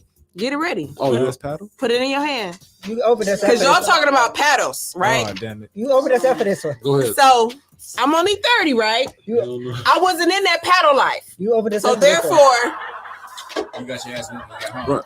I got my ass whooped when I got home. But here's the thing, right? Now we got a juvenile. Now, and just me speaking as an adult, if I'm on the street, I'm not checking no ID if you swing on me. I don't care if you're 6 or you're 6'6". I'm whooping your ass. If I see you in clothes that I could also purchase from City Trends, I'm gonna whoop your ass. So listen. And City Trends and Lady Blue too. That's the point everybody missing. If you out on the street and you arguing with a child and you don't know that's what you, of course you're not gonna know whether or not it's a child, and that child swing, yes, the natural response is to hit them. When you are a teacher in a classroom with a student that you are aware is a student, that's how I talk. Still the natural response is the natural response is to hit them. Your ethical response, that's why I said ethically. Your ethical response should not have been to hit that child. And that's true. Yeah. Teachers are trained to not when you say ethical. But you know what's crazy though? Now this is where we're talking ethical, right? But they're also at the same token are having a conversation about giving teachers guns. To that word or not? So here's the thing, right? Wait a minute. So we're saying that a teacher, there's literally people out there that's actually, in the favor of giving teachers guns, right, to protect themselves. Exactly. You know what I'm saying? So, but even in the same argument, they're like, okay, so if a student comes in with the gun, the teacher has the right to defend themselves and shoot the student. But if a student comes in with the fist, the teacher doesn't have the right to defend themselves with the fist. So here's the thing, and that same token, they don't want them to shoot them, but then they don't want them to fight them either. If we give teachers guns, and that situation happens, supposed to let the kids just beat on us. If we give the teachers gun, and that same situation happens, that teacher could easily have put out a gun and shot them. That's very true. Because here's the thing. Now, this is like and that's don't blame it on parents. Her mother made it very clear that she doesn't. And that's where we walk a thin line. And that's where we walk a thin line. Was she actually teaching her in that house? Yeah. So she made that parents. I can't blame the parents. Parents compete with society. They compete with the friends. They compete with what's taught on TV. So many people got on the internet and said it's home training. It's no, because you could train your kid up in the way they're supposed to go, but if society gets a hold of them, Because we've seen that too. But that means that you really ain't did the majority of the raising then. No, that means that kid is an individual and they make their own decisions. Really raise a child. Right, exactly. If I turn my child up to go to school and to focus on nothing but their grades and being respectful in school, but while doing so, my child is getting bullied and beat on every day because that's not the norm in their school. My child is going to adapt to the norm because they don't want to get beat on every day. Yeah, my mother's that don't just go from being bullied by kids your age to trying to fight a full-grown adult. You don't know what it goes from there to there. You can't say that. You don't know what it goes from because you don't know what's triggered in their mind. Exactly, but the fact that they're triggered is letting you know that something wasn't instilled at home because if they feel comfortable doing this out in public. You can't say that. Hold on, let's definitely speak. Let's definitely speak. Dudley. I'm gonna say like I'm not so much a product, but an example. I was sheltered. My mom and my dad. I had my mom and my dad. I had my uncles. All my family is from the sticks of Alabama, Mississippi, Louisiana. Alabama. So it was instilled in me. So my mom wouldn't even let me go across the street. I didn't get freedom until I got into high school because I had to catch the bus to school. When I got to high school and I was going to Kennedy, whatever, I cut school every day because I'm away from my mom. Turn the right towards that. Put it closer to your mouth. Right like this. Okay. Yeah. So just like that. I have freedom. Speak. I can get on the bus, catch the bus to school because I'm coming from Kinsman, going up to Harvard. So I got freedom. My mama can't see nothing I'm doing. We was cutting school every day. We was getting high. We was drinking. We was doing whatever we wanted. Then I would make it to school in time to get my bus ticket, jump back on the bus and get home. And real talk, I've seen so many examples where, like, I mean, think about it. Like the example of you got the preacher's daughter, preacher's son. You know what I'm saying? I mean, hell, you got the Menendez brothers. You got all the like, and there's real like. Here's the thing, right? I've never seen a single like because there's no correct book on quote unquote parenting. Because here's the thing, you could say because it's gonna literally, you're damned if you do, you're damned if you don't. If you're too strict and you're too disciplined, now they're gonna say, oh, you're sheltering your kids and not letting them live a life. If you let them live a little bit of life, they're gonna say, oh, you're not putting. They're gonna say what you said. Oh, you didn't instill enough discipline in them. So either way, because at the end of the day, a kid, especially because this girl wasn't a toddler, she wasn't even in elementary school. Once you get like over the age of like 10, 11. 12, you literally start making your own decisions. So exactly. Think about that though. Think about that. This is why I said what I said. Like, you may think that you're raising your child just because you live in the same house with them, but if all you doing is going to work, coming back home, who said that that's what she was doing though? Let me finish. I said if all you're doing is going to work, coming back home, checking their homework, putting them to bed, how much raising are you really doing? Yeah, but we ain't talking about that though. We don't know what this woman was doing. She could have been in her daughter's life on a consistent basis. I'm not saying. And what I'm saying, I'm speaking on the parents who are. I'm like, we're not talking. That's an if that I'm not speaking on. I'm speaking on the parents. They're there. The parents, they like, because this literally has happened. We've seen this. Parents are there. They spend time with their kids. They put them in extracurricular activities. They're involved, and those kids still turn out on a bad seed. Hell, a lot of and if you look at the history of a lot of the gangs that got started back in the day, a lot of those original OGs, they came from good households. How far back are you talking? You getting kids that's also being around other kids as well, and they rubbing off on them, and they because I'm saying it's society raising your kids more than you. Not saying you're not raising them, but it's the society. How often are you with your kids versus with they versus them actually being in the world? If society is raising your kids more than you, it don't have nothing to do with what you're doing at home. It has to do with what you're not. Has no, it doesn't. It has to do with what that kid is choosing. Kids have their own mind. A kid is going to choose to do what a kid is going to choose to do. But their minds are also malleable. So the same way that they can be peer pressured by their friends, they can be pressured by other things as well, and sometimes it can be better for them. Let it be put in a situation. But I know the whole thing is, if you're not parenting your children, then the world is. That's my whole point. Who said she's not parenting her child? I didn't say she wasn't. So, but what he's saying, but what Deli is saying, that there was something that was missed because, and this is what it is though. There is something that is missed, because I know my kids, I know my daughter. Right now, here's the thing. He put an S. I ain't got one of those. What? Like, I know my daughter, I know my oldest daughter, I know my youngest daughter, I know my kids, I know my son, right? Now, when it comes down to it, if one of my kids swing on a teacher, right? I'm not expect. This is something because, and this is also something that happens because, like, how many like when it's like that adage of where like you send your daughter out or you send your son out to school and they're wearing a uniform. And then they get out. As soon as they get out the house, they switch the uniform. They throw on. You know what I mean? Man, that's every time I My pick my kids son can't do up. that because guess what? I do pop-ups. But in that case, Hey, mommy, but in that case, like yes, He come home with there is something that's missed because here's the thing, like there had to be because if the mother did not, if she did not expect her daughter to do something like this, that means that yes, there was some type of anger issue that was missed in the household to where it spilled over onto a student. I mean, onto the teacher. Now, here's the thing. Not saying that she wasn't doing the best job she could have as a mother. There's not saying that at all. Right? There was an underlying anger issue with this kid for them to get to the point because every kid ain't swinging on the teacher. You know what I'm saying? And kids get their cell phones taken all the time. That's right. We should be, because if that was the case, we'll be hearing more and more about kids swinging on their teachers. You'll hear about this a lot more in the box. Yeah. You know, when a teacher confiscates, it could be a cell phone, it could be a tablet, it could be anything. You know, if they're not properly trained how to deal with their anger at home, and they just sent off to school and seeing how people that they might, saying fuck with handle that type of situation. But for this parent, if you are a parent and you missed it, this would be an eye-opening situation. So you can now see, my daughter has some underlying anger issues. How many of us actually watched the video? Oh, I seen the video. How many other people actually watched the video? I didn't see it. But at the end of the day, I'm on a teacher's side. So wait, I'm not on anybody's side. But I'm yes.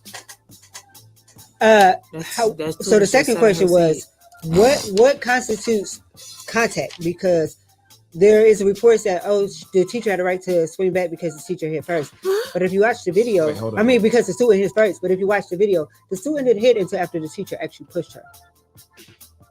So I mean, there is a such thing as personal space. Now that is true. Yeah. She wasn't. That is true. The student was definitely in violation of her personal space. Yeah. So what are you supposed to do in that situation? If somebody touch your tip of your finger, you have the right to defend yourself. But here's the thing, though. That's what my mama taught me. Because we all humans. So I don't care. Once my mama taught me that, I didn't give a fuck. But here's the thing, though. And I'm tall. It don't matter if I take my fingers this far or this far. If I take my fingers this far, you way too close. You asking to get your ass whooped. But if I take it this far, I might give you a libation of my surroundings. But other than that, once you touch these, I might grow my nails on purpose. I got something for that though. Now, in that regard, right? I look at this teacher-student situation where the teacher has the right to defend themselves, true, but I also look at this the same way as like a male hitting a female, right?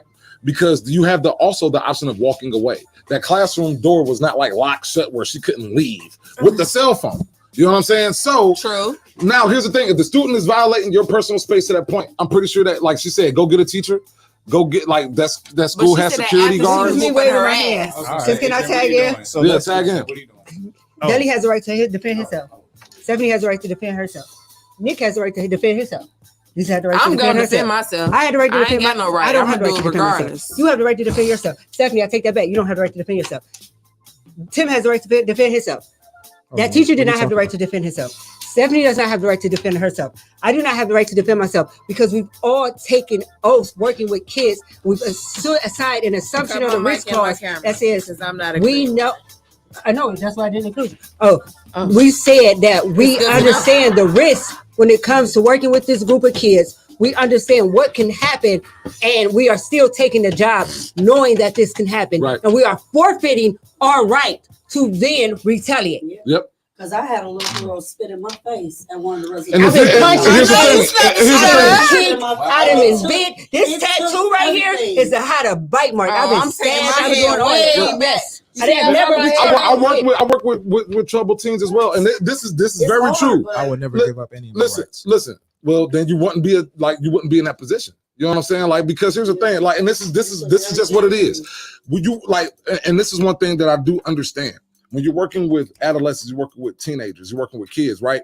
As a teacher, you don't know what they're dealing with outside of that classroom, right? So you don't know what pains, you don't know what mental issues that they're harboring when they come in. So you cannot, even if it's, you have to, you literally, and if you're not mentally strong enough and have enough discipline to walk away in that situation, guess what? You shouldn't be a teacher. You shouldn't be a teacher. You should be a police officer. You should work at, I don't know, the fucking juvenile detention center. Even at the juvenile detention center. Because I worked at a detention center. Even at a detention center, you have to take crisis therapy. Yeah, even there, you couldn't do what that teacher did at the juvenile detention exactly. center. You cannot. So therefore, I got stabbed working at a detention center. Yeah. You think I can retaliate against that child? Thanks. But guess what? It's called assumption of the risk. That child was there because she stabbed both her parents. Did I think I was safe? You have to go in there with that mindset. So, I knew if she could stab her parents. That's what don't make sense to me. Wisely. If you walk into a detention center and they say you could possibly get stabbed, what on earth would make you want to give up your right to defend yourself? So you have the opportunity to work and help and help youth. Exactly. For that one isolated incident as she stabbed me, I had years of incidents where I helped youth. I still have youth come up to me today and say, Miss Turney, thank you. Because you were a mother to me when I needed a mother. See what I'm saying? You see what I'm saying? I was the only mother. At that time, I worked at that facility. And in the cottage I was in, I was the only mother there. Think about that. The rest of the females didn't. She didn't feel like she was being mothered at home, which led her where? Because society raised her to be. Some of them didn't have mothers. Yeah, that's. And they'll say that. Because I can tell you like this, my mother did a great job raising me, but I was a badass. But like I was, and I know I was very raised. cognizant of the decisions I was making. I lied to my mother. I got into fights. I did all different types of crazy shit that I knew my mother did not approve of, and she didn't raise me to do. I was literally making those decisions, and I'm man enough now to admit that. I can't admit that. I can't like a lot of my bad decisions and the crazy shit I did as a youth. I can't put that. Oh yeah, my mother didn't raise me. She didn't give me the parenting. No, I literally hid a lot of that stuff from my mother because she raised me differently. I was making those decisions. Every single fight I got into, I made a decision. Every time I got into the police, that was literally based off of my decision. If I got suspended, that was based off of my decision. I skipped school. That was based off of my decision. I know you personally. I was a young dumbass. Your mom is a woman. Was your dad present to teach you those lessons that your mom could not teach you? Listen. Ooh. Was your dad there present to teach you those lessons that your mom wouldn't even think to teach you? No. Exactly. So what I'm saying, lacking something at home. They don't just go to school and just be badasses. That's true. You feel me? That's all I'm saying. Right. So wait, because the dad wasn't present. That's not indicative of my act out whenever their dad's not around. Yeah, but that's not indicative of my mother. That's not indicative of my mother's parenting. She did all that she could do, but since you're a male, it's gonna be certain things she don't even know is a problem. Dang, that man. she should be addressing. I know you watching me being a straight A student and a star athlete and all that, and being raised by a mother. I guess I was just. But check this what out. The fuck? You got kids that will act out just because their father isn't. Having a father in the home is extremely important. That's how my son is. Here's the scenario. Okay, a child get in trouble at school. Wait till your father get home. Wait till I talk to your father. Okay, they know they gonna see their dad now, so it's just like, okay, so you mean to tell me I can act out and at my advantage, and then I'm gonna see my dad? Okay, let me be more of a badass. You know what I'm saying? Oh, I'm gonna just see my dad. You know, like. It's sad that it happens because like for real, and I think in society, like and this does bode well for a child's upbringing, is having a male and female figure in their life. You know what I'm saying? And from a parent's standpoint, because like and this is not taking nothing away from women. You know what I'm saying? And it's not taking nothing away from men, but when you're raising a son or a daughter, there's certain things that a man could teach a boy. Yeah. There's certain things that a woman could teach a girl. There's certain things that a woman could teach a boy. There's certain things a man could teach a girl. You know what I'm saying? Exactly. So because now when there's as a mother, and that's a balance, right? There is some type of a balance there, and this is just real talk. When you had like me, I was raised by a single mother, right? At all. And this is just real shit. There was times, and my mother did the best job she could, but there was times where I didn't have my grandfather around, I didn't have my uncle, I didn't have like literally a majority of my anything that I learned was literally my age, and I was teaching a lot of my homeboys. I was like the most mature one out of my squad, but there was times where I didn't have the answers, and I would go to my mother, and she didn't have the answers because. So then who do you go to? Exactly. What I did, I would get into a fight. I didn't know how to express my, you know what I'm saying? I would smoke, I would drink, you know what I'm saying? I would go, you know, deal with a female, you know what I'm saying? Trying to fill that void, you know what I mean? Because I didn't have the answer, you know, in a lot of cases, you know what I mean? I didn't have, because sometimes like, you know, it's literally, sometimes it's not the message, it's the messenger too, you know what I mean? Because it's different. Like, seriously, if I hear, hey, don't get into that fight, walk away from a woman, from a mother, in my male mind state, it sounds soft. You know what I'm saying? Now, if a male who's been into altercations with other males, got into fights with other males, if he tells me like, look, man, I've been through it, I done boxed out here. Sometimes, you know what I'm saying, son, you know, it's not good to get into every fight.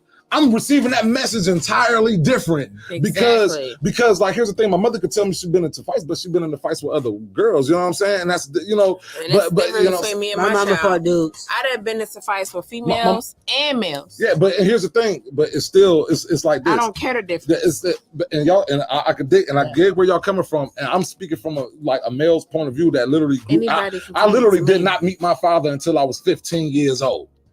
Literally, I never even heard that man's voice until I was 15 years old. Didn't see a picture, didn't get a phone call, a Christmas present, shit.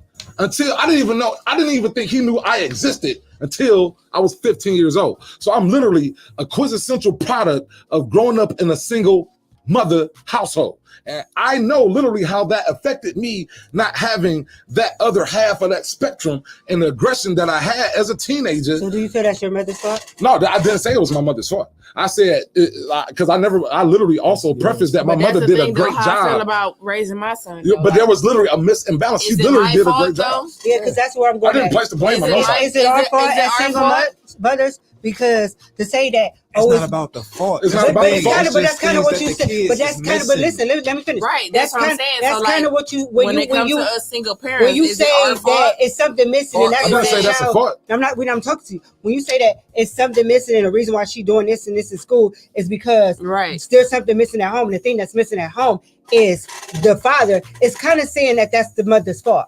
No, it's not. That's not saying. It's an insinuation. I'm not saying it's not. It's just saying that the child is lacking something at home. That's not to say why they're lacking it, who caused that lack or anything. It's just they're lacking. You know what? Something. This is a perfect example, right? It's like this. If you get in a car accident, right? Say for instance, you get in a car accident and you have a doctor, right? And you have two doctors. One doctor is really good at working on the leg. You know what I'm saying? Now, and this doctor is extremely competent. There's nothing wrong with this doctor whatsoever. But your arm is broke.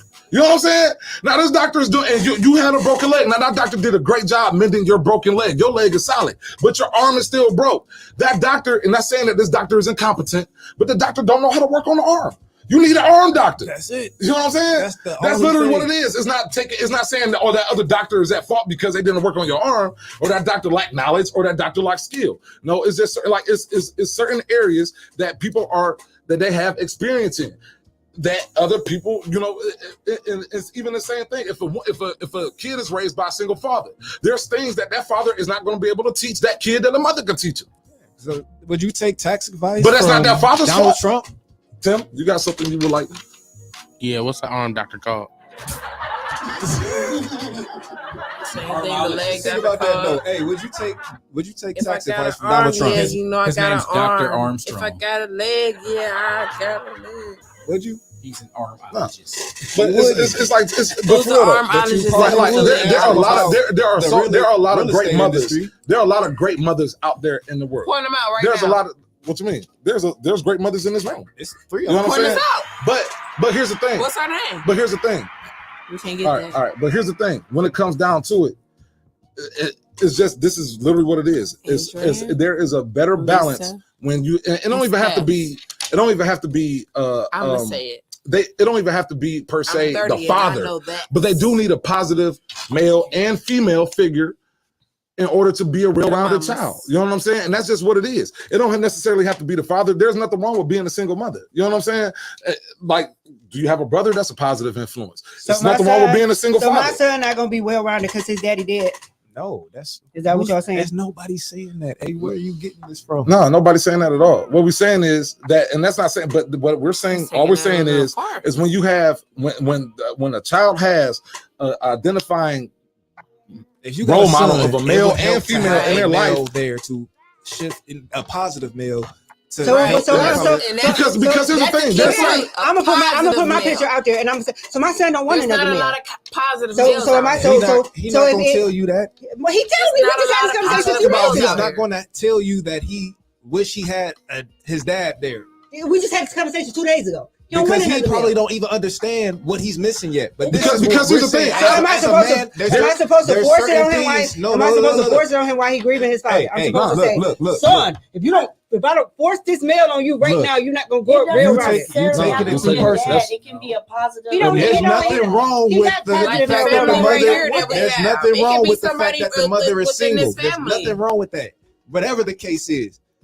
There's just going to be certain things that you're not going to be able to help him identify within himself because you're not a man. And there's certain things I can't help my daughter with because I'm not a woman. That's how I feel. Like just straight up. It works both ways. It works both ways because like, if I'm raising my daughter, if I'm raising a man, teach a woman how to be a woman. Every male living in How that's gonna look to us? every male living in a household ain't a man. So just because you have a male, But that's what I'm saying. You need to have a positive male That's the role key. model there. It don't even have to be the dad. Yeah, it's just like this. If I'm raising my daughter by myself and I got 2 daughters and I'm a single father and I got 2 daughters, I could be a great bomb ass dad, but there are certain things that I'm not going to be able to teach my daughter that a woman could teach them. I can't teach my daughter how to properly put on a bra. I can't teach my daughters how to do their hair properly because I don't know how. But that doesn't mean I'm a bad father. Go through that. We're not going to be able to identify and that's a fact. Woman there and that's a fact. That's not taking nothing away from me as a father. You know what I'm saying? But there are certain things that a woman will be able to teach my daughters and be able to teach them way better than I can as a man. And I have full confidence in admitting that. And there's nothing wrong in saying that. Like there's literally things that women do. Nothing wrong in saying that, but it's also nothing wrong with saying that that's not always the case. Yes, that's that majority of the time that might be the case, but that's not always. No, we're not saying that. What I'm saying is overall, and for a kid, in a kid's life, they need a community. You know what I'm saying? A positive community. Another you know what I'm saying? And yes, that involves both male and female. I don't give a fuck. It's a reason it takes 2 to make a baby. It literally like a child, like if you're a female, if you're a teenage girl, you do need male and female figures that you can reach out and speak with and have and receive advice from, because there are certain things that you're going to only be able to talk to a woman about. I can't tell my daughter about menstrual cycles. You know what I'm saying? Yeah. I can't. I can't tell my daughter. I can't tell my daughter and talk to my daughter about carrying a baby for 9 months and everything that it goes into. That is literally impossible for me to do. You know what I'm saying? Not going to happen. That's just natural. So there's nothing wrong with my daughter. If she wants to reach out to a positive female and talk to her about those things, she should be able to and have access to do that. Same thing if you're raising a. And as a parent, you should always have that person that you can feel like you are respectable enough and trustworthy enough if there for are your step daughter parents to in that talk household, to as well. If there are step parents in that Because you household, can't just have anybody in your daughter's life. Right. You could it could be your auntie or versus your sister. It's like if you're a single mother, there's nothing wrong with being a single mother. If you have a son, there are literally football teams. There's all different types of programs where your son can be involved with other males and positive, you know what I'm saying, males in their life without that necessarily having to be their daddy. Right, you know what I'm saying? Same thing with girls. Like, there's programs, basketball, there's boys and girls clubs, there's all different types of things that kids can have access to, where they can have both a positive male and female figure in their life. So it's like this girl in this story, she probably has some underlying anger issues that that she wanted to reach out and speak with somebody about. And all the time, like, hell, even if you have both parents in the house, sometimes both parents ain't the right person for the kid to talk to. Sometimes that kid needs somebody outside, the outside person that doesn't have a bias, that doesn't, you know what I'm saying, so they can talk to. Why do you think we have psychiatrists? Why do you think that therapists exist? Because there's sometimes I can't talk to my wife about things. Does that mean that she's a bad wife? No. That's just necessarily that in that time I need some outside force who might not even know me to be able to identify the situation. Right. So in a case by case, we need villages for these kids. You know what I'm saying? And from my opinion, this is my opinion, I could be wrong, a lot of these kids don't have proper villages. You know what I'm saying? It's not about villages no more, it seems like. You feel me? They don't have proper villages. This kid probably has some under F them kids and stuff like that. Or now it's not now, or now it's like, hey, this is my kid. You stay out of this business. Right. You know what I'm saying? You feel me? Because back in the day, because back in the day, if you see a kid getting on the line, the neighbor could chastise the kid. Nowadays, if the neighbor chastises the kid, the parent is whooping the neighbor's ass. I want to fight you because the kid was in the wrong. So we literally have to, and like Deli said, and this is where I agree, there was something missing. And the way I raised my child is how it was back in the day. And here's the thing, because like Deli said, there's something missing. Not necessarily the mother, she could have been doing a great job. Phenomenal. Could have been put in 150%. But it's just certain things she might have been missing from another component. Now what we don't know is does the mother, does she have like a brother, or does she have like some other relatives that the kid can possibly reach out to if they're having anger problems and things of that nature? The household is just not involving literally your roof. The household, in my opinion, is the family. That's what a household really is. You know what I'm saying? My point. My point was y'all all that was good that y'all said. My point was, she can have all that, but the kid gotta want to reach out too. The mother can't force the kid to reach out. So I'm so glad me and my son got a bond. If you got that, so a kid, maybe the kid didn't feel comfortable. So now we have to ask the question: why doesn't the kid feel comfortable enough to reach out to the mother if that's the case? Not to the mother. To the outside sources that the mother presented. Maybe that's all the child has. Is the mother. The outside sources. What? I didn't catch the last part. That the mother has representatives for the kids. Well, in that case, like, who's to say there was? Maybe maybe they live by themselves all in that city and they don't have no family members. That's not the scenario I put before you. I said when the mother. Oh, I thought we was talking about the actual story. My bad. No, when the mother has reached out to the village and she has gotten the kids involved in sports and after school activities, and she's presented positive role models to that child, but that child doesn't feel comfortable enough to open themselves up to that positive role model. They're still not learning the things y'all feel like the village is teaching them because they don't feel comfortable enough. Again, maybe that speaks to the messenger. The messenger, like he said. You feel me? Who's the messenger though? That could be the. Who's the messenger? Maybe you put him. Hold on. Maybe you put your son in baseball. And he really don't fuck with the coach like that. He just like, or the coach could be garbage. You know what I'm saying? You feel me? There's a lot of different scenarios, and then even in that situation, it's like Rome wasn't built in a day. You know what I'm saying? We talking about we talk. Yeah. What's up? 5. Okay. Oh, I know. I was raising my hand. I saw the. Yeah. Oh, y'all know my little coach hat. What's up, Tim? I did already. Damn, I think I might have lost it now. But it was actually like it was to this topic. Oh, so how many times have you gotten a lesson from an elder and misinterpreted? Like it comes down to plenty of times. Yeah, I kind of because I was with an outreach center, go to Cyprus, and I was with them from high school and pretty much all the way till now. So it's like, even though I can't be with them every day, but it's still like the things that they taught me still help me in my life till this day. With you to this day, right? Yeah, but you might not have got that right away. Wait, can I ask Tim where he was going with his question? So it was like you might miss the message, you might miss the lesson. You can't comprehend. Sometimes a kid might not be able to comprehend. That's what I was trying to say. That's what I was just about to speak to. That's what I was just about to because they're teenagers. That ties it to consistency. And that's how it is with the program. Teenagers don't really and then how frequently are they getting this and then we also got to remember this too. As adults who are like in their 20s, 30s, 40s, 50s, hell, them motherfuckers lash out and we whooping on people's asses. And they're supposed to be quote unquote responsible adults. And this is a teenager. So we can't expect all these kids to be perfect all the time. There's things that's even when a kid got like and this is another, and this goes back to Adrian's point, even the kid could have not adjusted, everything could have been fulfilled for the kid, but the kid is still dealing with things. So even the kid can have access to all of the help possible. Like sometimes, and like this goes back to the beginning. Now it's up to that teenager to take the help, and it's up to them to take the initiative too. And that's not going to happen overnight. That might take some years. You know what I'm saying? So that's where we at. So, but the message is, and when it comes down to all the kids, when it comes down to parents, when it comes down to teenagers, when they're dealing with youth, and when you're dealing with people in authority, it really comes down to understanding, communication, and patience. You know what I'm saying?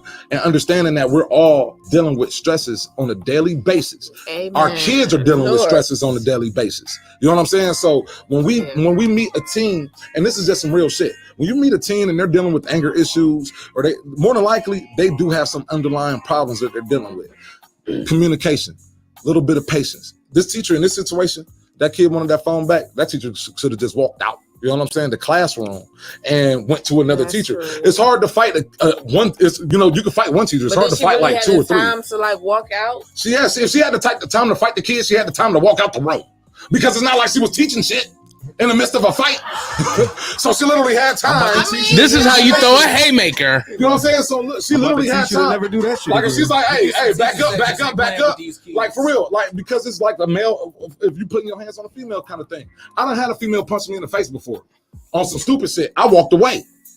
You know what I'm saying? I like little dudes was like, oh, you could have punched her back. No, I walked away. And just like in this situation, that classroom wasn't locked. The teacher could have walked away. And so this, you know, for anybody, if you're dealing with a situation, male, female, teenager, adult, and you feel, you know, like the situation is agitating you to enough to where you have to lash out in violence, you do have this option. And it don't matter if you're called a bitch, because, you know, being called a bitch ain't gonna bail you out of jail, or it's not gonna bring your soul back if you get killed, and it's not gonna, you know, get you a good lawyer if you get locked up for life if you accidentally kill a kid or kill somebody. You might want to think about this option: walking the fuck away. Be smart. You know what I'm saying? Sometimes it's not about fighting. Sometimes it's literally about doing the right thing, doing the logical thing. And in this teacher's situation, I know she was angry. I know she needed to defend herself, but my advice, lady, if you want to teach again, you probably won't. No, walk away. It's probably that will save your job, that will save that kid, and that will actually that will give that parent an opportunity. So yeah, that's my message. Anybody else knows the teacher might have been going through some stuff with her daughter. Her daughter put her hands on her at home, and she's just like, I'm tired of this. Everybody gotta find their match. Yeah. And that student that day, they learned the lesson. I guarantee that student gonna think about putting their hands on the next teacher. She thought that teacher wasn't gonna do nothing. It was gonna be a they try to show up in front of their friends. We didn't get a chance to play no games today. She got her ass whooped in front of her friends. Period. We didn't get a chance to play no games today, but I guess we're gonna play. We're gonna play some. You know what? We might start off the show next week with a game. Never have I ever. You know what I'm saying? But never have I ever whooped the student ass. This is a super dope show. We want to give a big shout out to Martin Banks. Thanks for stopping through. Never have I ever. And we want to give a big shout out and thank you to our audience and all of our viewers and our listeners. Thank you for stopping through with us. And I know y'all gonna miss us. I know y'all gonna be fiending for this. But another friend just to tell another 7 days. That's all you gotta do is wait 7 days and you'll get your TMI fix. We'll be right back. You know what I'm saying? We're gonna be right back to give you your addiction need. You know what I'm saying? Feed you what you need. Feed you this good information. We're gonna be back in 7 days. You said dictionary. We know you heard that. I heard Dick. I didn't so yeah, we love y'all. We'll see y'all next week. TMI 6 p.m. You know what I'm saying? Make sure y'all check out the other shows on Redline Radio.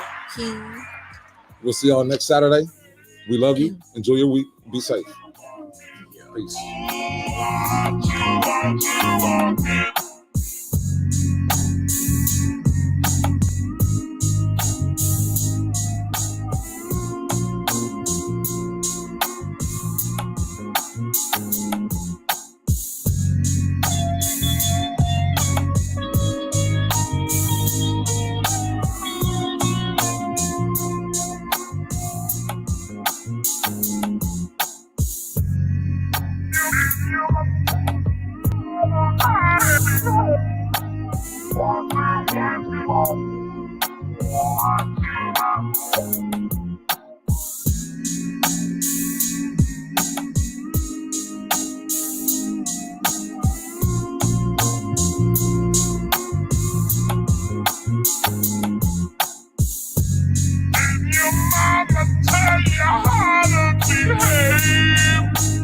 What you